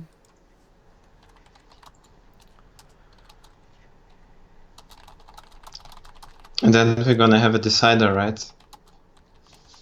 Oh yeah, we gotta play this. So let's see. So we're gonna play again, and we're gonna give away another premium membership before you go. But this time it has to be for a pop culture question. Something about Georg Meyer. You know what I mean? Something they don't know. You know, maybe something. You know, I don't want to get too weird, but something personal, right? So let's play our next game of Crazy House. So something about me. Okay, yeah, let's do this. My second citizenship. The winner on YouTube, the winner who won on YouTube, you got the diamond membership, but you're not giving our staff member your username, so you can't get a diamond membership until you give your username. Fun fact. That's just a fun fact. So, all right, let's do it. Georg and I are going to play a rematch. This is the rubber game, and you have to think of a good pop culture question here. Yeah, well, if it's about me, then the question is, what is my second citizenship? Of course, besides the German one. What is your second citizenship besides the German one? I don't even know that. You see, it's a good question, huh? That is a very good question. All right, someone's going to guess it. We got to finish this game, and then we're going to give away another diamond membership. Thank you, everybody, for subscribing to our channel. We got to finish this game. We're going to get another diamond membership giveaway to the first person who can guess what the second citizenship is for Georg Meyer. I think I know what it is. Even though I didn't think I knew, I actually think I know. Yeah, let's hope that we don't have to play until tomorrow until someone figures out. Right. Because it's not that easy to find out. Even with Google, it might take some time. Okay, that's good to know. This is a great one. Good job, buddy. I love tough questions. All right, so what am I going to do here? This is a weird, crazy house position. Yeah, we're almost playing chess here. I know, and I don't like chess. I don't like chess against you, we'll say that. I had a really, that same Spice Cup, I had a really great Blitz tournament. Like, I beat Onashuk, I beat Ray Robson, I had some great wins, but I got killed by you. Remember, didn't you win that Blitz tournament that year? Yeah, I won it that year. But I played you, I did okay, but you beat me soundly, but I think I got like second or third. I was right there. Second was Le Quang Liem, I think, whom I had to beat in the tiebreak to decide the tournament winner. Oh, that's right. That's right. And you know who my loss was in the final round? It was to Wesley. such a tough tournament, and it was just a blitz. Yeah, that was a tough blitz tournament. Super strong. Wesley So. Before he was Wesley So, though, because now he's really strong. Yeah, back then I was playing him a lot and doing well, but now it's another story. Yeah, you were like the top guy in that tournament. Yeah. I think you're gonna crush me here because your knights are about to go to have a party on my king side. You know, I never know how to take back something like that. Do I need a pawn on c3? What is my rook doing there? Right. I mean, in chess, it would be clear I wouldn't spoil my pawn structure. Right. Yeah, that's what makes Crazy House crazy, huh? The problem with me is I play way too many of those moves that I just played in Crazy House. Like I play like a single tempo move because I get frustrated that I don't have like more ways to get my pieces off the sidelines. So I just try to get them on the board as fast as I can. But I feel like it makes some sense.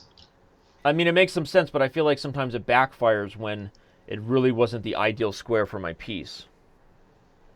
But I don't know. Maybe this is okay. I don't quite know what to do now. I'm going to try to...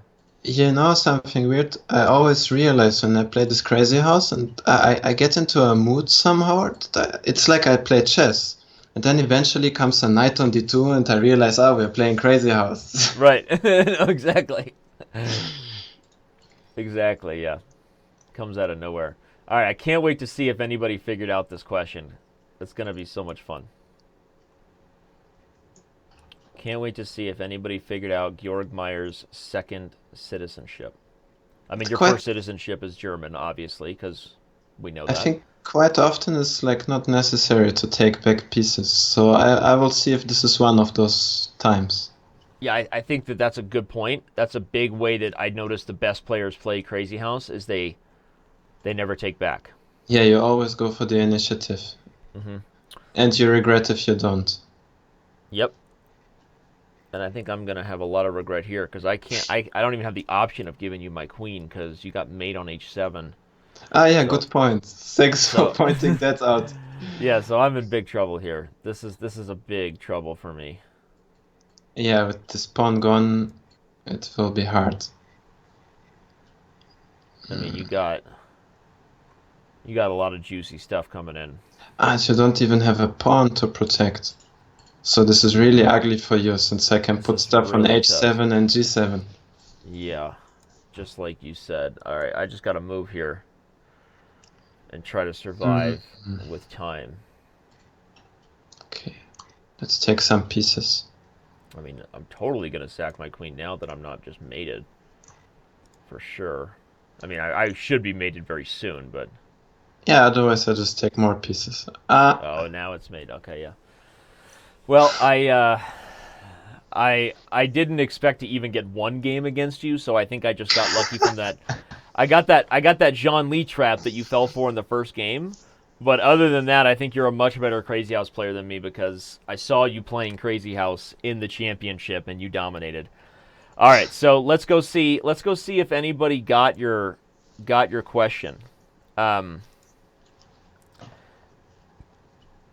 Let's see if anybody got your question of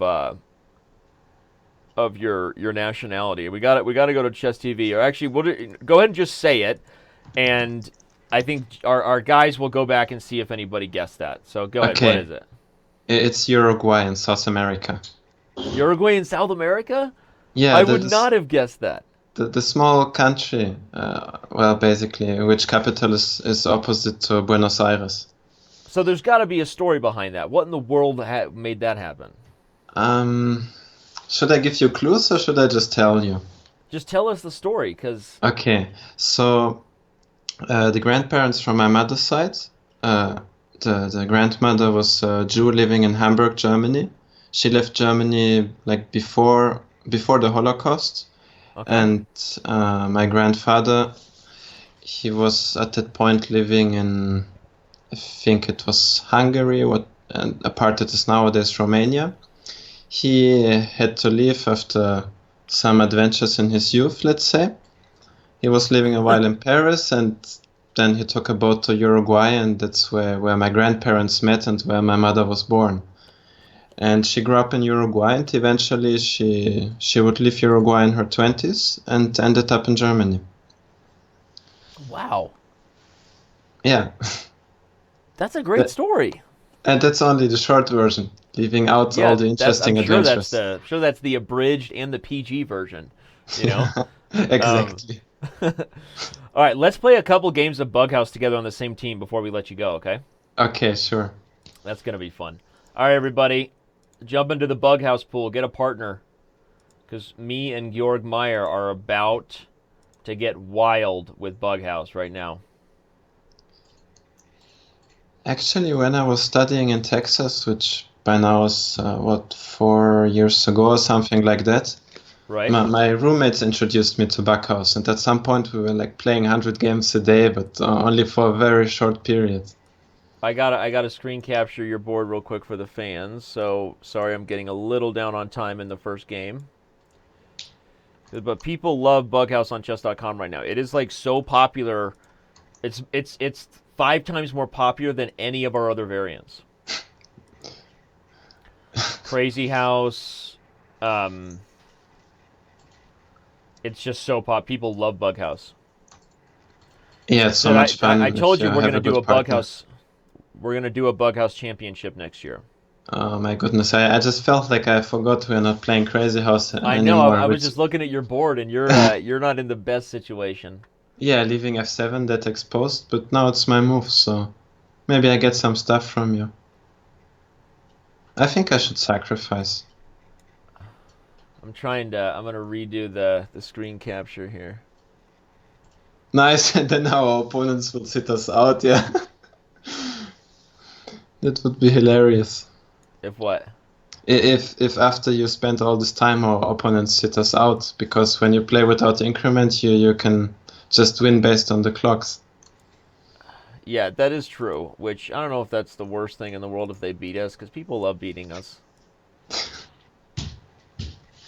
You know what I mean? Yeah. Sorry. I know you don't like to lose nearly as much as I do.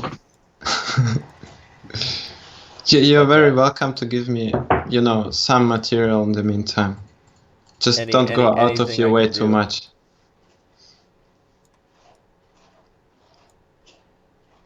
I'm trying to make your board a little bigger here. There we go. I feel good about that. All right, here we go. All right, go win it for us. I won't play slow from now on. We're gonna win, and then we're gonna keep playing some Bughouse.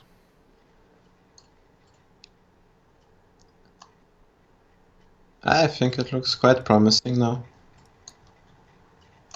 I'm just gonna get you some pieces. You're about to checkmate him. It's almost over. Deliver the goods. Bring down the hammer. We got another knight coming. I'll just get you some more pawns, I guess. Why not?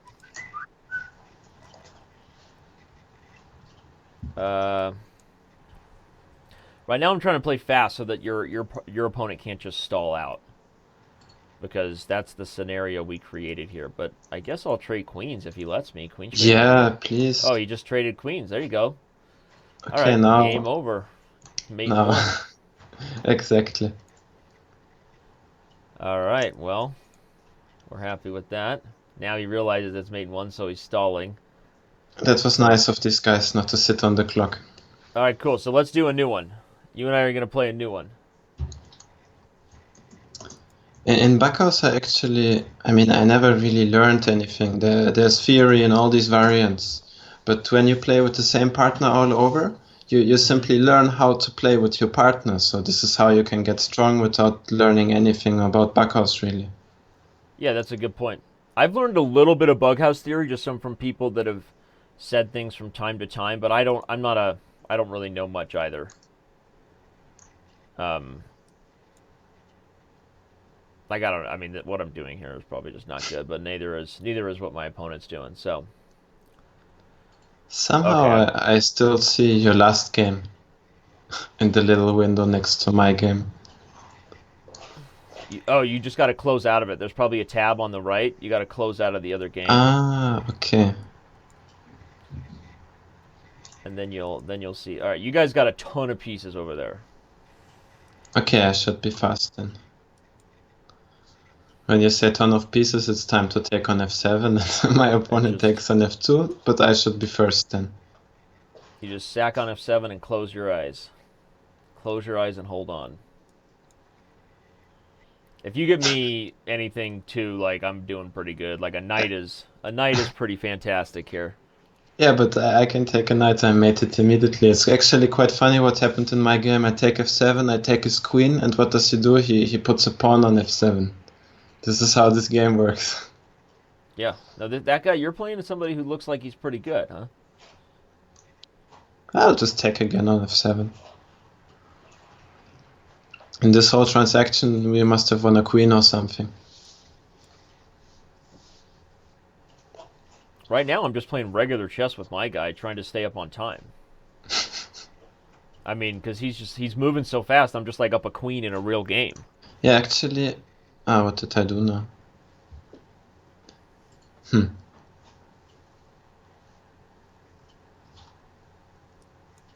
I did something really weird.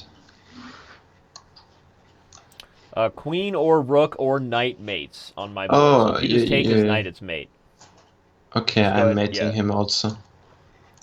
So if you want to be selfish, you can mate him, or you can just take his knight. You selfish guy. You had to mate him just so I couldn't.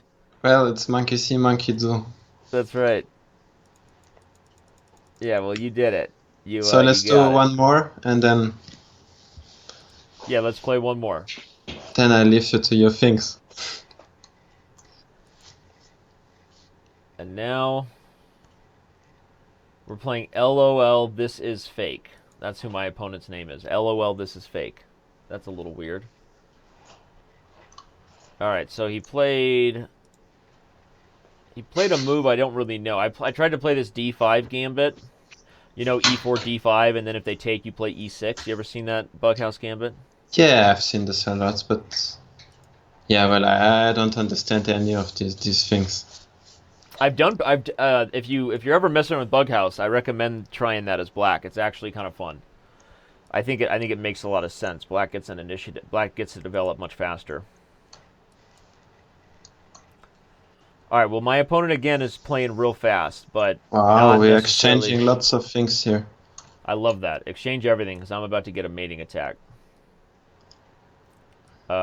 This one could be over very fast because he has strayed from a safe king. So when is gonna be the Backhouse World Championship on Chess.com? Well, actually, we had a date. I haven't even told the top GMs who I have committed yet. I have some guys who really want to play, but I haven't even had a chance to tell them that I think we need to move it back because we really want to improve some more stuff. There's some right now the observing experience isn't phenomenal for Bughouse. I won quickly. Yeah, I got surprised. Like if you're observing someone play, it's not great. If you're trying to analyze a game quickly afterwards, like for the entertainment of the live show. So there's some things currently about the Bughouse experience that are just not ideal that we want to improve. And I'm worried that if we do it when we wanted to do it, which was in the beginning of February, which is when they said they could play. So maybe I'm going to try to find some other dates at the end of March or April that are open around super tournaments. Yeah, all sounds very reasonable. Actually, who are the big guns in Backhouse? Well, I know one of them won't mind me saying it. So MVL is committed to be on a team, and he's paired with another very top GM. But I don't know if I should say the other one yet because... yeah, but I mean the top Backhouse players, not the best chess players in the playing world? Backhouse. Oh, yeah, I think Aronian is considered by many to be like the world's best top GM Bughouse player. Mm-hmm. From what I've heard. And apparently at this last Sinkfield Cup, there were some Bughouse shenanigans that happened late. Apparently Yasser Seirawan is also very good. Yasser Seirawan is apparently a very good Bughouse and Crazy House player. But Levon Aronian, Maxime Vacher-Lagrave are two of the best of like the top 10. And then we're going to have some of these Crazy House guys are going to pair up like this guy Dan Yeager, who was Chicken Crossroad, who tied for first in the Crazy House. He's also apparently even better at Bughouse. So he'll be on a team. We're gonna get as many guys as we can who are just like the world's best Bughouse and Crazy House players, and we'll do some commentary, and it's gonna be a blast. Yeah, I can't wait actually when you start talking about it. Yeah, it's going to be fun. I mean, the variant chess is really becoming more and more popular. So, all right. Well, did anybody guess Uruguay? I got to see. Sylvester 777 guessed that it was Uruguay.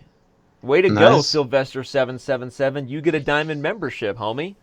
Congratulations. So we've given away several 1 month. We gave away 1 year for this guy who beat me at 5-1. I was not happy about that. But that's what we've been doing today. So I think I'm going to let you bounce, and I'm going to bring on our final special guest. All right. And thanks for being here, Georg. You're awesome. I know I won't get to see you, but you're doing a U.S. tour soon. Too bad we won't be able to. Anyway, you and I will talk about that later. Yeah, okay. Was a fun workout. Tell Ina I said hey, and I know it's late, so thanks for hanging out. Sure. Goodbye, everybody. Hope you enjoyed the show. Bye-bye. Yep. All right, we got one more special guest in this 100K celebration that this is. So let's bring him on. Because I think he and I are going to throw down similar to how Kazim and I did, but without the accents. So for those of you who weren't digging on all the accents that me and Kazim were throwing around, but I think me and Amon are going to throw down in some bullet while talking mutual smack. So we'll see if that's something we can do here. Amon, we're waiting for you, buddy.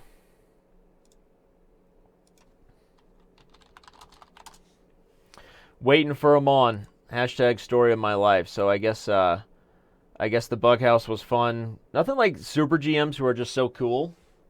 Like Georg and, I think I probably could have got Maxime on the show. It is a rest day in London. Maybe he's online. Maybe Maxime wants to come on.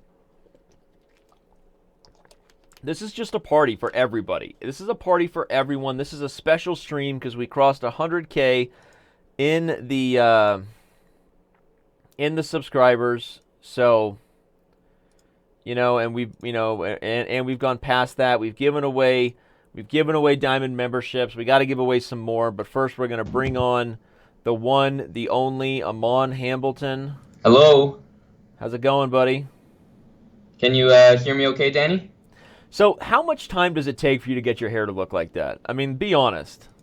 Danny, right now, I actually haven't done any work on this. I gotta say, I'm actually pretty embarrassed being on air right now. Really? Yeah. It's true. Eric confirms. Yeah. Eric is there, and Eric confirms that this is not a prepared hairstyle for Amon. No, this is the usual. This is the bedhead. Well, first of all, that's awesome. And second of all, it's still, I mean, is it a good thing or a bad thing that I'm telling you it still looks pretty similar to the regular style? I'm going to go ahead and take that as a compliment, Danny, but I think that can be interpreted two ways. I think you're probably right. All right, well, let's play some Bullet, and I think everybody here wants to see you destroy me. Like, everybody loves the Chess Bras. You're like the darling of the Chess Bras. No offense to Eric. Eric is the founder. You're like the darling. Okay, I'm just the pretty face. Yeah, you're the pretty face. Eric is the man behind the curtain. I think Eric would agree with that. Are you guys? Eric, I thought you were in London right now. Nope. No, I'm pretty sure I've got him here, Danny. Oh, I thought Eric was in London for some reason. I don't know why. All right, you want to throw down in some Bullet? Yeah, well, I don't think we've had a proper match, so I definitely love to. All right, but what kind of Bullet we want to play? Like 1-0, 1-1? Well, I don't have much experience in anything other than 1-0, but I'm willing to play anything, really, Danny. We can do a bit of both if you like. You are so polite. Why are you so polite? Is it the Canadian thing? It must be Canadian, Danny, but really what I'm doing is I'm polite until we start playing. That's how it is. Right, so you're buttering me up right now. Right. You're getting used to it. Right. No, dude, by the way, like, you see how excited Georg Meyer was about the Bug House thing? Yeah, I was tuning in a little bit. That should be a lot of fun. Dude, I think everybody, I think Magnus, if he doesn't play, is going to want to watch that show. We're going to try to get Magnus to play. Oh, if he played, that would be very cool. I don't think anyone has any real knowledge about how he is in Bughouse. Yeah, I would doubt that I would doubt he's on like Aronian's level because I mean Aronian has played. Part of the reason why Aronian is so good is because he's played so much Bughouse. Yeah. I mean, that's from what I hear. He's maybe spent too much time playing Bughouse compared to chess. So. Yeah. All right, man. You and I are gonna throw down. We're gonna play some 1-0. Me and the man KNVB, Amon Hambleton. Here we go. I'm gonna. You want to send me a challenge? I'm trying to challenge you right now. Oh, it still got me on the Bughouse thing. There we go. I got to get back to standard. 1 minute, a bullet brawl style, chess bra versus. There we go. Danny Rensch. Here we go. So what do you play? I don't even know what you play. Like I literally know nothing about your chess game. Start out real. You're gonna start out real. This is how Magnus plays when he. Yeah. When he I doesn't. saw him do it one time, so I'm capable of it too. Right. That's how that's exactly what I try to do. I try to like if I see something once, I'm like that doesn't look too hard. Yeah. So let's do it. Let's go for something wild here. Let's put a pony on e4. That seems like what the cool kids are doing these days. It's true. We'll invite you. I love Eric's confirmation in the background. That's hilarious. That's what the cool kids are doing. Eric says it's true. Are you really going to sack on me? Well, Danny, what I'm going to use is the threat of the sack to make you panic into a weak move Which is exactly what I just did. Okay, yep. Very good. It was really the threat. Touché, sir. But what you can't underestimate is my ability to play lost positions. Because when you play as many lost positions as I do... Your ability to squirm? Right, the ability to squirm is... I learned it from John Bartholomew. Right. Because everyone knows John squirms for a living. John literally plays the worst positions better than anybody. What am I going to do here? I don't know. I don't think either one of us is playing very high-quality chess right now, if I had to be totally honest. Well, Danny, speak for yourself there. I'm actually just buttering you up. Yeah, you are. I bet you are. You're just buttering me up, and I'm gonna have to try to do some shenanigans here to get out of this one. That wasn't ideal. That was not ideal. Maybe you'll blunder. I actually am pretty good at that, Danny, but I'm going to try my best not to here. You're going to try not to this time? All right. Game 1 to the chess bra. I have a feeling this is going to be a fun match. Although, if it goes anything according to rating, you are going to crush me because you are much better at bullet than I. Well, Danny, 2590, who have you been farming some points off of? What are you talking about? I mean, I'm not that, but no, actually, I am. I'm horrible. You're right. I was above 2640 or 50 or something, but I just lost a whole bunch of games to Kazim earlier. Was regular bullet or crazy house? No, regular bullet. Ah. I was taking down Kazim, but then I kind of lost my way, kind of like I'm doing in this position now. I wouldn't say that, Danny. I think you got a firm grip on your position here. Really? Yeah. Again, you are the most polite, liar I've ever seen from Canada. I love it.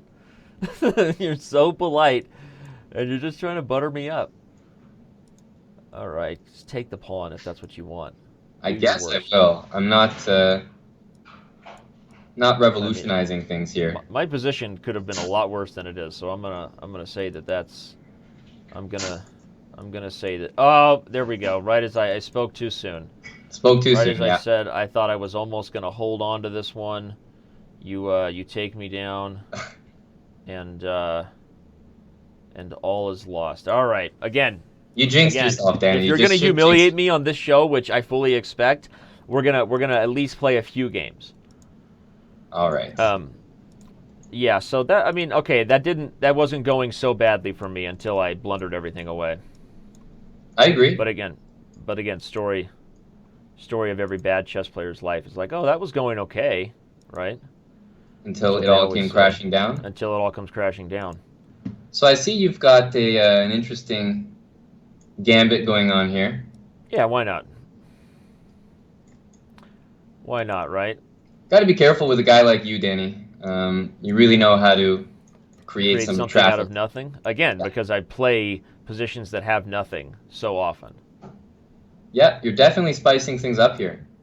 Hey, I'm a spicer. If there's anything I am, I'm a spicer. You see, Danny, I'm already scared to take some of your material. You got me second guessing myself here. Because you should always be scared to take my material, because I'm always creating opportunities for my opponents to go wrong. The problem is, how many times can I just be completely losing and work something out, right? There's a limit to everything. And at some point, we have to be running out of material soon, right? Isn't that what needs to happen? You would think, but I am getting some interesting... Oh, you sneaky guy. You forced me to give you what you wanted. Well, it could have been worse, Danny. It could have been a lot worse.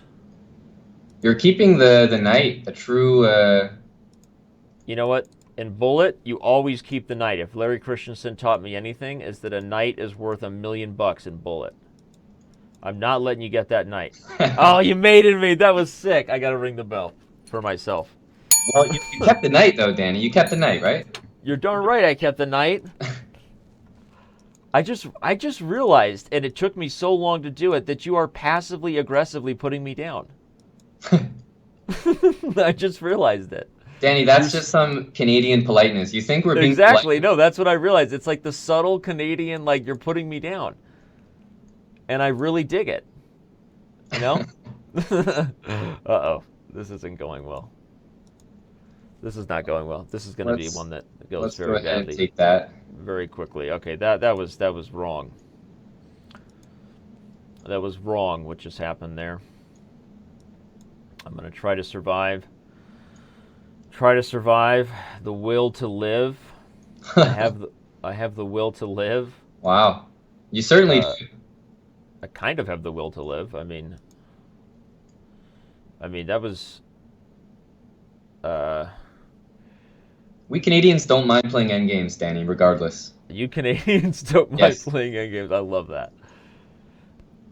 I love that you Canadians don't mind playing endgames, because you know what? Somebody's got to be willing. I agree with that, for the most part. I think you're misplaying this endgame, though. I mean, just straight up, honestly, this just does not... Okay.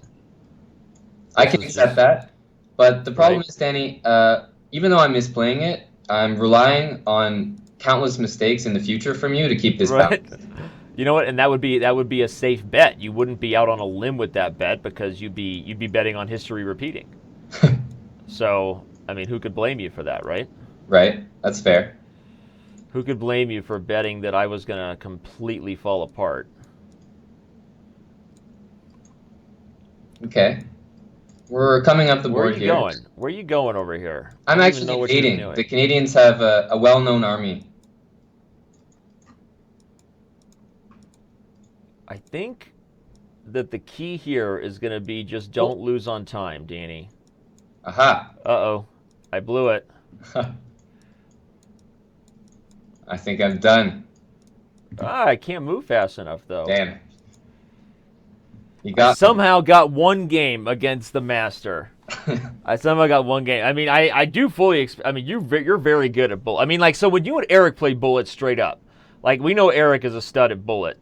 Yep. Like when you and Eric play straight up, like, can you keep up with him more online or OTB?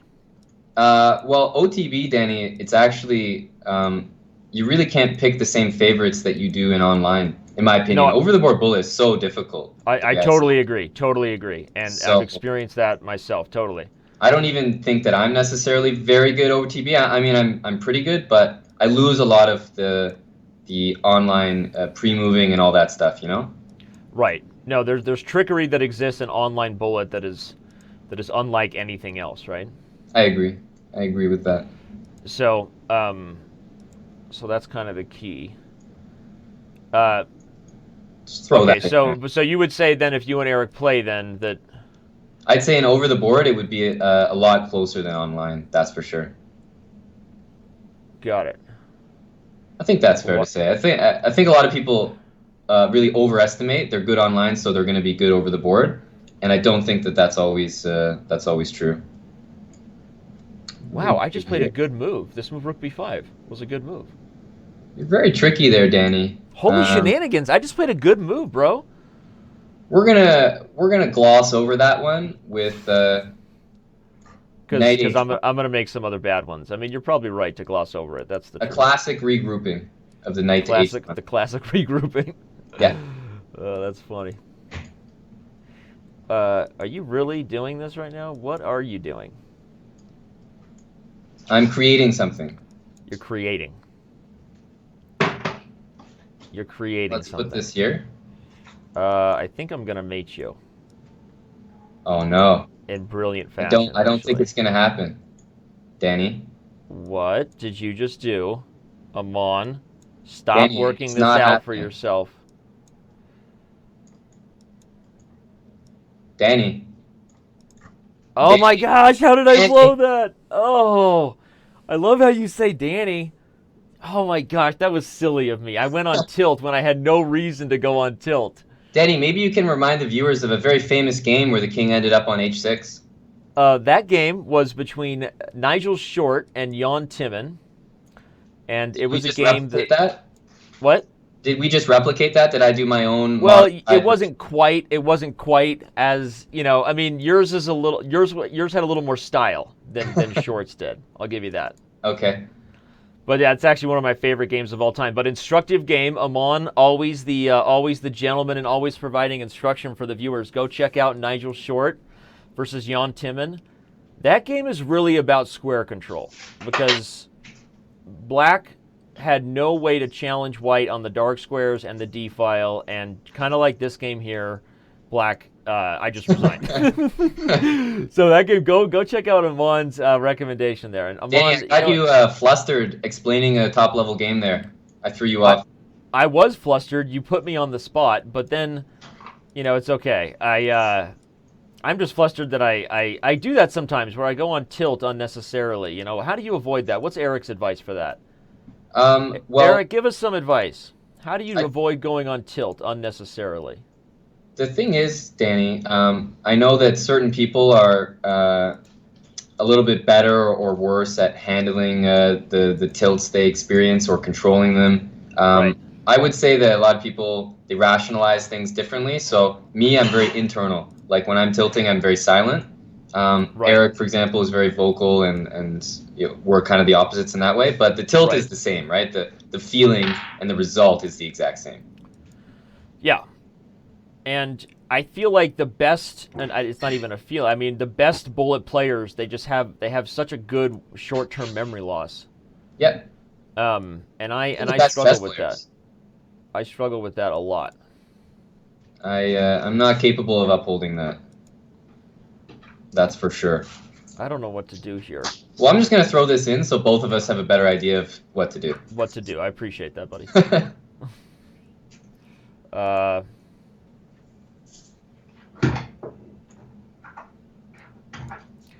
Does anybody know what's going on here? No, not a single one of us, Danny. Nobody knows.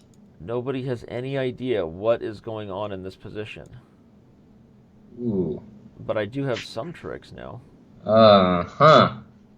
Somehow you blundered away some pieces. I sure did there. Daniel. Okay, I'll take it. It was rather generous.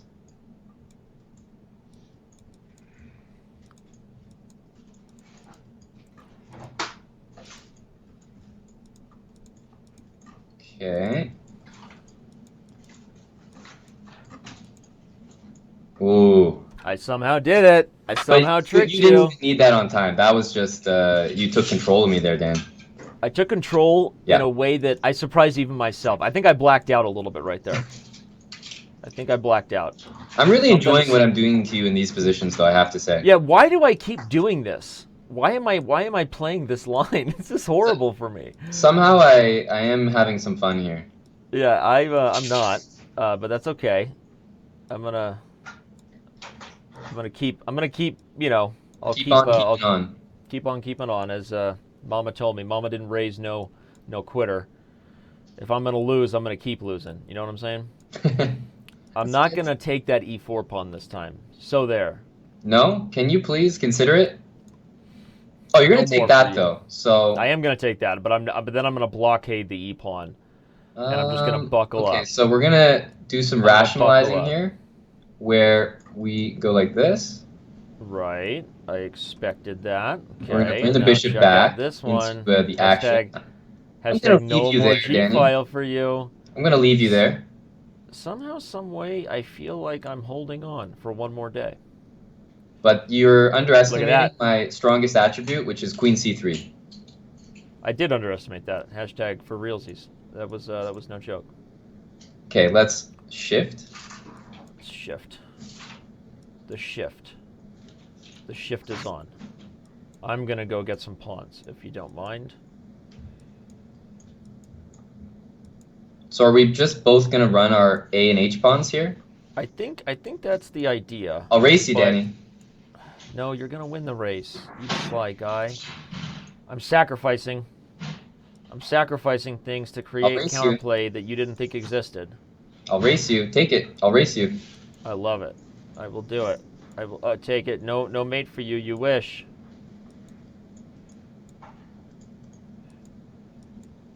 Oh, that's a queen. That is a queen problem. 99 problems and a queen is one of them. Ooh. Ah, you sly guy, you're doing it. Oof. Oh, that became a total mess in the end. That was hilarious. Well, knight c5 was actually a good move. Knight c5 threw off your whole little pre-moving scandal. I know. I had a big I knew you were setting me up for the 8 pre-moves in a row, and they all failed. Has Chess.com like patented the pre-move victory yet? The which one? The pre-move victory.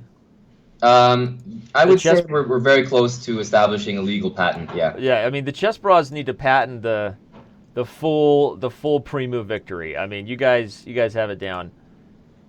I love this line though. I don't think I'll keep playing this one with you.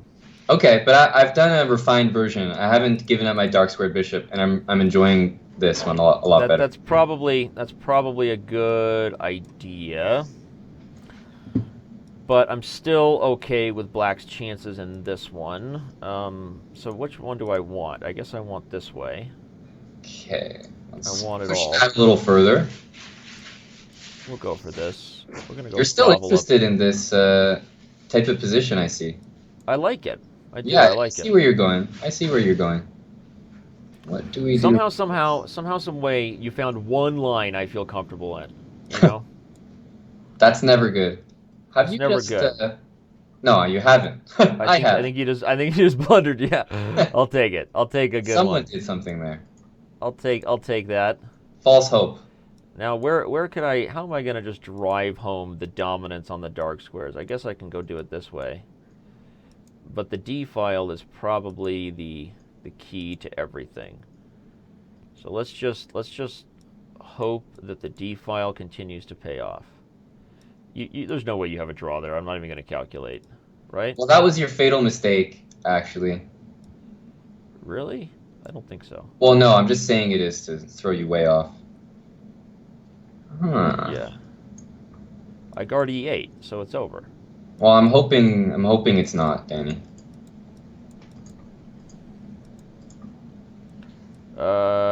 Check.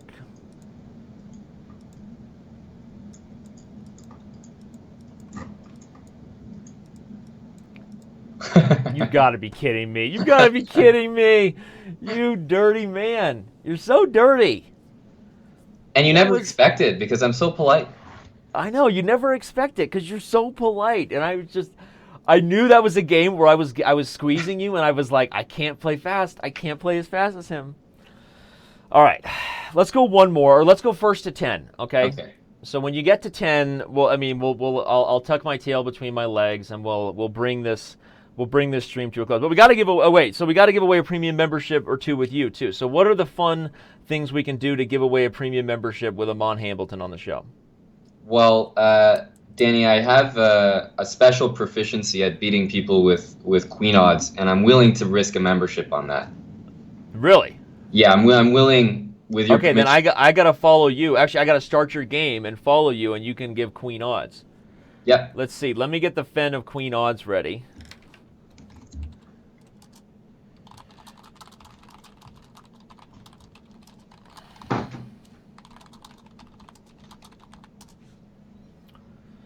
All right, so you and I will play a couple more bullet games while we're getting, and then we're going to play some queen odds. So anybody who can beat Amon Hamilton up a queen, come on, guys. All right, Chess.com members, you're going to get yourself a diamond membership. All right, so that's fun. All right, Amon, a couple more. We'll get this first to 10 thing on, unless I somehow, start pulling a miracle. But let's be honest. Well, either way, Danny, it's first to 10, so I think you're still very much in the match here. Well, that was me being a commentator. That was you being a commentator. Yeah, very good. All right, I'm gonna do something totally horrible. There we go. How about that? That was okay. Why did I do that? You can't even pretend to be a polite Canadian after the way I did that. Well, that one was surprising, but surprising even for you, Danny. What should we do? How do we convert the extra? You've never been so winning in a bullet game that you don't even know what to do here. It's true, actually. It's the kind of thing. See, these are the kind of awkward positions I put my opponents in. You thrive here. Would you say? They're so winning that there's almost nothing they can do to go wrong, which creates exactly set opportunity to go wrong. I mean, so now I've gotten a little bit of material back, so I'm gonna be happy with that. I'm gonna go here. I've gotten a little bit back. Fortunately, you gave me you were really so generous that it doesn't even matter. I could give you a little back. Yeah, you could. Oh, that was bad for me. Okay, that hurt. That hurt. Good job, Danny. Yeah, let's get that knight off the board. Yeah, avoid all possible tomfoolery from Papa Bear. Okay, yeah, I can't even keep playing this. Let's play again. That was horrible. All right, well, we got the Fen lined up here. We are going to play some queen odds games to give away our final diamond memberships before bringing this stream to a close. This is me combining the Blumenfeld and the Benko. Did you know this was a thing? You've come up with a nice hybrid. You know what? If it's nice or not, that remains to be seen, but it is a hybrid. And the thing is, Danny, hybrids, that's the way of the future now. Cars, everything's becoming hybrid. Everything's becoming hybrid. Thank you for that. You're right. In a way, I'm an innovator, in a way. I would say, I would agree with that, yeah. Something like that. So what I'd really like to do is find a way to completely win out of nowhere in this game. But it doesn't look like that's going to happen. Because all you ever do is take my pieces. So now you're just trading queens? That's not fun. I'm not a very fun guy at parties. I somehow doubt that. I doubt that. But you did it. You know what? You're like an animal. You're like a bullet animal, and I'm going to resign, and I'm not worthy. Someone's going to make a meme of that, a gif of that, of me bowing to you. I'm not worthy. You won. You got to 10. Oh, wait, no, you didn't. I'm not out of it. On my screen. Okay, so epic comeback. Danny, it sounds like you're just trying to get out of the last bit of rating points you're going to donate. Yeah, I'm not happy with what I've done against this system. You have thrown me off to the point of just being totally humiliated by my own chess. Which is, Danny, I was watching the earlier part of your stream, and you actually gave a lecture on why this was a bad setup for white. I did. And it was a good lecture, right? Right, and now I see you're playing it. What's the truth there? Well, I don't know. I was trying to test if you were paying attention to the stream, that's all. So in a way, you passed the test. Right. You passed the test. I was watching and learning and paying attention. I knew you would. I was just, okay, what am I going to do here? This is horrible. Everything King F8 was not a mouse slip. Let's make sure that's on air. No, I mean, I didn't doubt it for a second, but I'm not giving up until it's given up time. Not giving up until it's time to give up, as they say. They say that, I'm pretty sure. I've heard it. I think they say that. I've heard it once or twice. Once or twice. They also say things like, you can do it, and we know that was a lie. Oh, what are you doing? You're being evil. And I'm even down on time. This one's just over.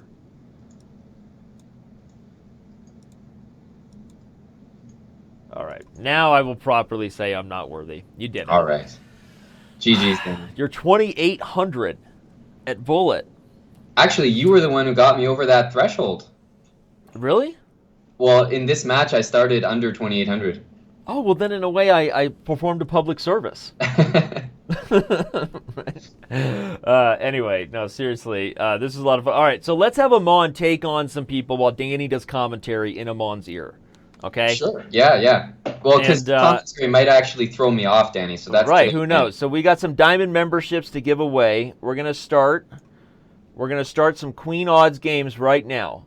So what I need now is to check out some members who are chatting it up. Let's see who's active in the Chess TV chat who wants in on this.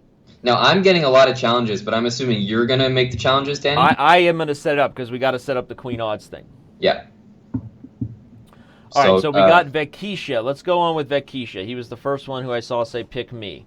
So we're going to set up KNVP versus Vekisha. What kind of time control you want? Like 3-0? Well, there's two ways to do it. I have the Material Odds show on Chess Monday, which is always a 3-0 game. And I also would feel more confident taking higher and higher ratings if it's a 1-0 game. So if it's a higher rating, maybe 1-0, I'll leave that up to you. I actually don't know his rating, so let's start with 3-0.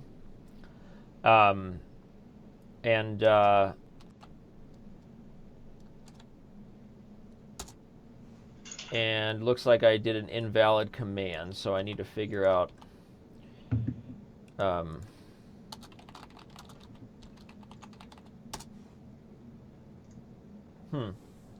And someone's jingling me.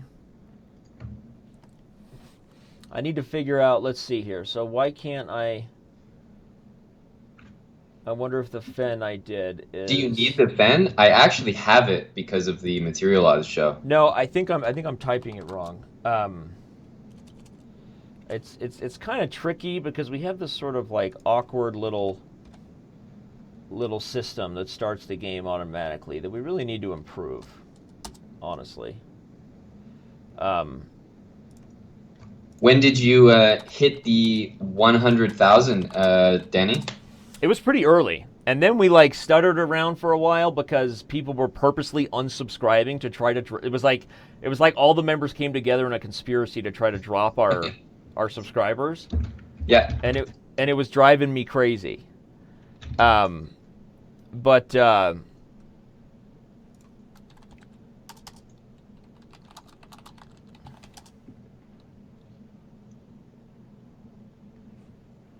Okay, I figured out what I was like to be the exact person to make it 100,000. So I can imagine around 99, it was getting pretty tense in there.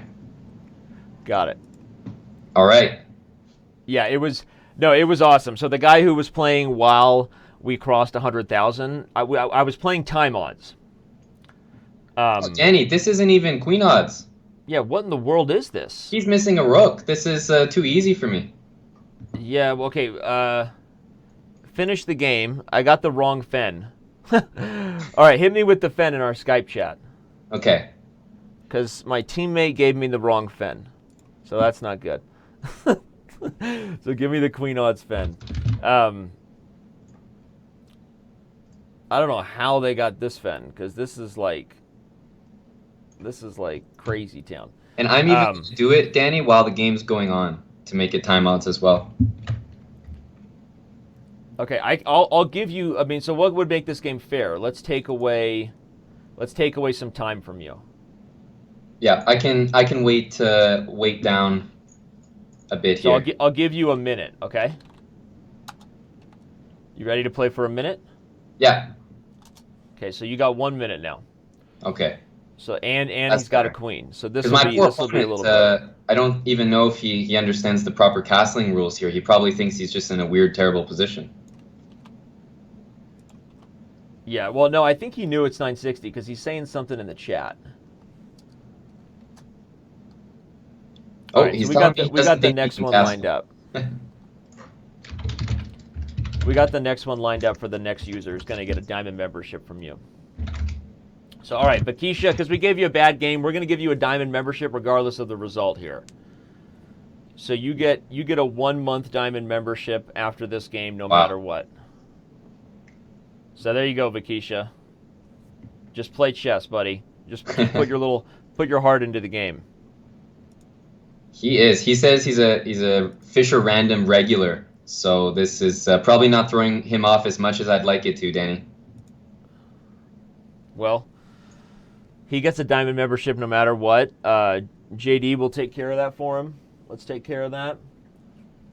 And I just realized I'm actually getting tired now. It's been a few hours. You know? Good. That means it was obviously. How long have you been live so far, Danny? 3.5 hours. Okay. Wow. But it was worth it. It was worth it. It was fun. I mean, I got abused at Bullet by you, which we kind of knew was going to happen. But did you see me destroy Georg Meyer with the Jean Lee trick, though, that I learned? And when you did it, I could only think of our commentary where we were so adamant about promising to do that from now on. Yeah. No, I mean, I'm not even going to think again about sacrificing my queen. In fact, I was frustrated in the next game because I was never presented with an opportunity to just sack the queen and get the attack on. I know. It's amazing. All right, Chess TV chatters, thanks everybody for being here. It's lots of fun. I'm looking for the next username. So next person who wants to take on Amon with queen odds, proper queen odds. We're giving Vakisha a diamond membership anyway. We're going to do one more after this. We got so many people. Helpful Gorilla wants one. Pragmatic Pawns wants a chance. Well, there's a million people who want a chance. Checkmate.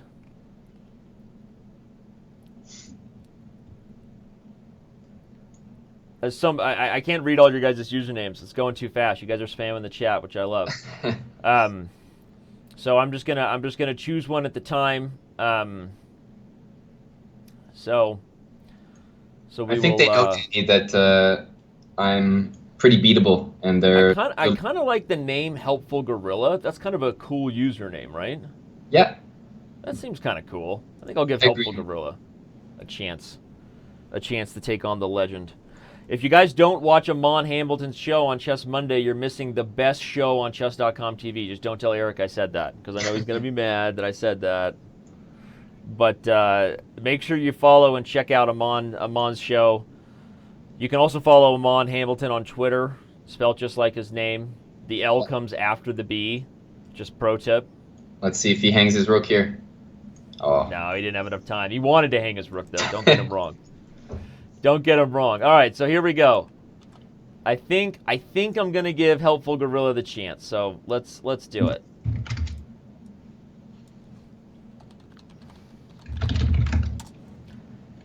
Oops, apparently I did it wrong. Let's do it again. Yep, I know what I did wrong, so that's okay. I got this.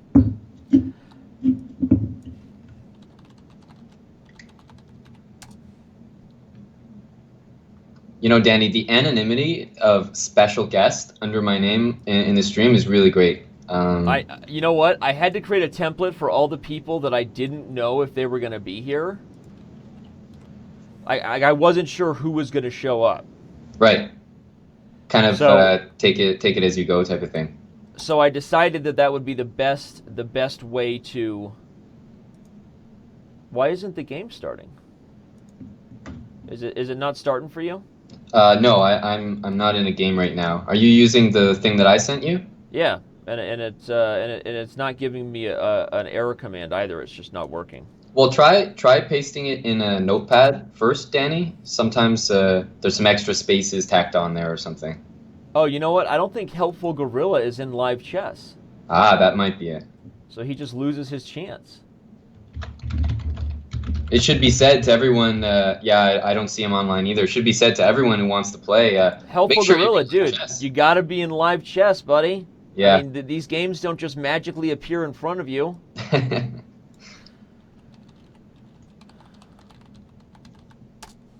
All right, there we go. All right, We got the next person who requested queen odds. for the man Amon Hamilton, Assassin on the Hill. You know what, Helpful Gorilla, I'll give you a diamond membership anyway, just because that's the day we're doing here. We're being Oprah. In fact, let's see. If we end the show above 100,300 subscribers, I will give Helpful Gorilla a diamond membership. So now it's on you guys. So they have to decide whether they like Helpful Gorilla or not. Right. Whether they're going to subscribe or unsubscribe. So Helpful Gorilla, you get a diamond membership if this game finishes and we are at least over 100,300 memberships. Assassin on the Hill. Let's get Assassin on the Hill a 1-month diamond too. Let's do it. Let's get Assassin on the Hill. Let's get Assassin on the Hill a diamond membership. Well, so what is it? The match with Danny was, it was a good spectacle for the fans type of thing. I think people really got their money's worth. Ended 10-2. Do you let them get a game? He got two. Oh yeah. If their money's worth is a sarcastic Canadian demeaning of the American, then they definitely got their money's worth. Okay. Because Amon verbally abused me on the board and off the board. That's just a Canadian trait, Danny. That's the thing we're supposed to do. Yeah, he destroyed me, man. If you don't know, everybody, that's Grandmaster Eric Hansen in the background. That deep voice in the chess world is known everywhere. Yeah. Yeah. Sorry about the special guest template, dude. But I didn't know for sure. I had everybody, forgive me. That's okay, Danny. That's okay. Right, what I'm going to do here is take this guy's light square bishop and enjoy my nice closed position where it doesn't even feel like I'm down a queen. Right, and then you're just going to flag him. That's pretty much my game plan, Danny. Right. I love it. But now that he knows about it, maybe he'll switch things up. Maybe he'll speed up. But, there's a little bit of a lag, so I always tell people, if you're listening to the show for tips, that's a bad match strategy. Yeah. Yes. All right, everybody, keep subscribing. Let's end the show on a high note. Don't do your trolling games where you unsubscribe just so you get to see your effect on the show. I mean, how immature is that? Just to see the number go down. Yes. People just they feel like they're on the show if they unsubscribe and then resubscribe over and over again, so they can see the number going up and down. That's the only reason they're doing it. Yep. It's hilarious. All right, but as long as we stay above 300, that means the users at least played nice for a little bit, and Helpful Gorilla is going to get his diamond membership. It looks like it, which is a very good thing. Very good thing for him. So tell everybody, what does the chess bra do when he's not chess brawing? When he's not chess brawing, well, Danny, with being, definitely a professional chess player, everything really revolves around chess. But if it's not chess related, then I really like to listen to the kind of music we listen to on our streams. And they play that kind of music in an underground sort of facet here in Montreal. So late night raving, techno music, that kind of stuff. Nice. It's a good way to burn calories as well. Yeah, it's good exercise. Totally. You should ask Eric about his exercise him and Robin had to get after they lost to us at Giant Bullet Chess. He had to do 50 push-ups. Danny, I've heard stories and stories, but I've just never seen any hard evidence, You know what? The videos are coming out, and I have just been so busy with the World Chess. Eric is going to be so mad because I'm going to publish them like they just happened like yesterday. It's going to be hilarious. So, anyway, but, oh, no, what? No, him and Robin didn't have to do the push-ups. Him and Christian did, although... Because Christian was not the best chess bra at the time. He was not the best partner. That's what I heard. I heard stories. And I don't want to say that Eric threw him under the bus, but he kind of threw him under the bus. and so Robin and Eric were talking a ton of smack. So we're going to take them on next time. Okay, that's fair. I don't think Robin understands that you can't wear tight European jeans and move as quickly as you'd like to. MVL learned that against me in Giant Chess. It seems like a European thing, Danny, that they just need to grasp a little better. I know, like tight jeans, not mobile, like lack of mobility, restriction. Yeah. So, anyway, but everyone should stay tuned to that. We actually have some really fun videos coming out where Eric and Christian and me and Robert Hess, we all played some awesome Giant Bullet Chess. It was a blasty, and I'm just having fun. I'm not being a jerk. We're having fun. This is all part of the teasing games. It's like Amon, putting me down subtly. It's all part of the game. Absolutely. Can you imagine that like chess was like trying to be entertaining before we started like talking trash while playing chess? You know what I know mean? the amateur attempts. Like the amateur attempt, like what were they trying to do? All right. Well, you have put on a clinic here, sir, on how to play down a queen. And I think I'm pretty good at it myself. And I totally agree with the double fianchetto approach, but there were several moments where you could have been a little impatient and struck through, but you didn't. You really just sat on the position, and I respect that. Another moment, Danny, right here is like, your bishop's almost worth a queen in these type of games, Oh, yeah, totally. Yeah, no way to give up the bishop for the rook. Just sit tight. Sit I have tight. a pretty compact position. Yeah.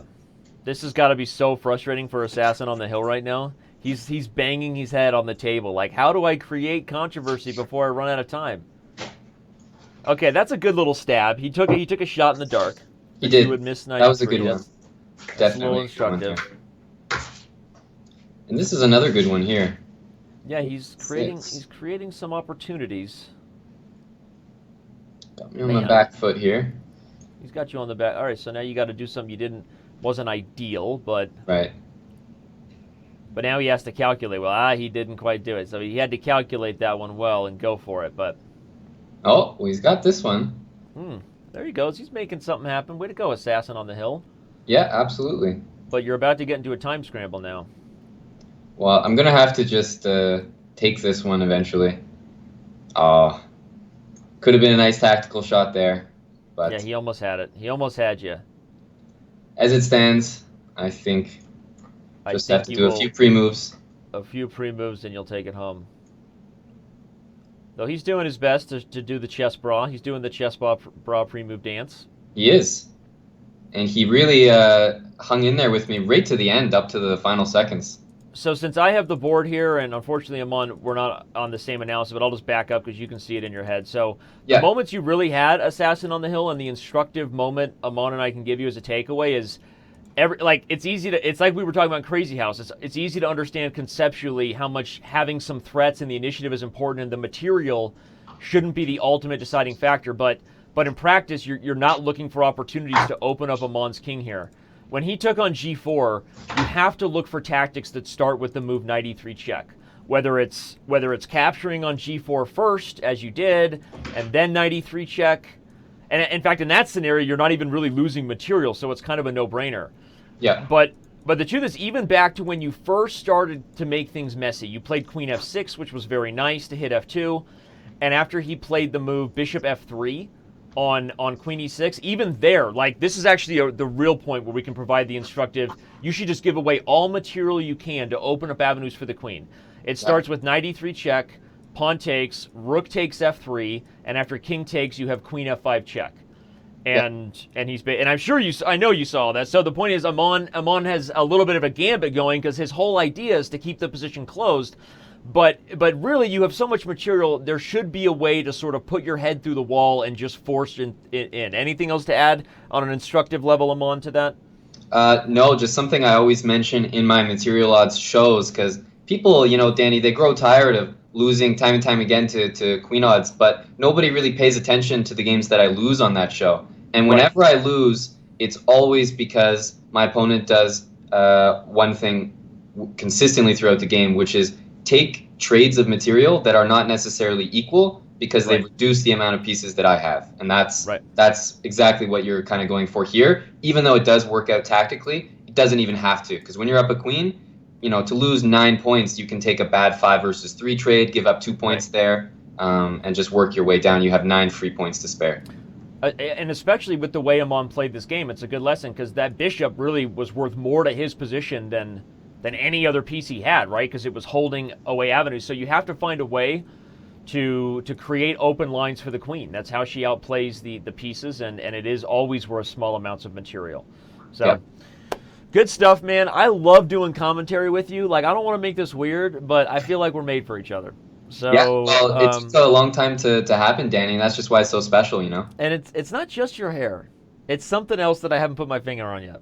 But no, in all seriousness, buddy, thanks for being here. You gave a couple diamond memberships away to Helpful Gorilla and to Assassin on the Hill. Yep. No, it's my pleasure being here, Danny, and still still these guys really have to work on their queen odds, it looks like. Yeah, no, and that's good. Join Amon Hambleton, Chess Monday for material odds, and it's not just fun and games. Okay, it's fun and games, but there is a lot of instructive moments that I think can come from trying to convert on winning positions and where you fail. The technical ways that you improve your discipline, you improve your ability to stop your opponent's threats, because that's really all that matters once you're winning. And you learn from these things, like Amon is saying, how to simplify a position to create winning avenues that are against your dogmatic, hey, I'm just going with what the points of the material tell me to do. Yeah. So, I mean, wouldn't you agree? I think there's a lot of instructional opportunities in material odds situations. Oh, definitely. I mean, the whole point of the show really is not to just practice beating me and see if you can do it down a queen, but to practice those situations when you're in a real game and you're out material. And very often people, especially lower rated, they just don't convert. And Right. Those are the points that we miss out on in tournaments. Yep. All right, homie. Good stuff. I'm going to drop you out, say goodbye, and we are done with this YouTube show. Thanks for being here, man. Yeah, thanks to everyone for watching, and congrats again, Danny, on the 100,000. It's all of us. This is the Chess.com channel. It's not like they're Absolutely. subscribing for Danny. They're subscribing for you guys, for everybody.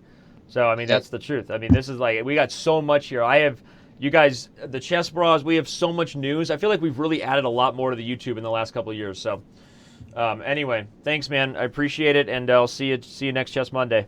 Yeah, good luck. See ya. All right, so we're saying goodbye to Amon, everybody, and now we are just gonna thank everybody for being here. We came far, we journeyed together. We love you all. Good night and good luck. Anything else I'm supposed to say? It's been 3.5 hours, so I think we've all gotten you got everything you need to hear from me for like a week. So I get it. Yeah, I don't need to say much more. But this was a lot of fun. Everybody who got a Diamond membership, you're welcome, and I hope that we get more and more members. Remember, you can play everything you saw on the show today for free. It's not the premium memberships, of course, are worth it, and you get all the educational tools. But you can play Bug House, you can play Crazy House, you can play Blitz. So, if you're tuning into YouTube randomly, somehow you found your way on a chess stream on this random Wednesday. First of all, you might want to check what's going on in your life that you just wasted 3 hours on a chess stream if you didn't plan on being here. That's just advice. But for those of you who I assume planned on being here, thanks for being here. And it was just a ton of fun. And we got more material coming your way. We'll see you at the next Chess TV show. Tune in tomorrow. We got the London Chess Classic on Chess TV. It's embedded.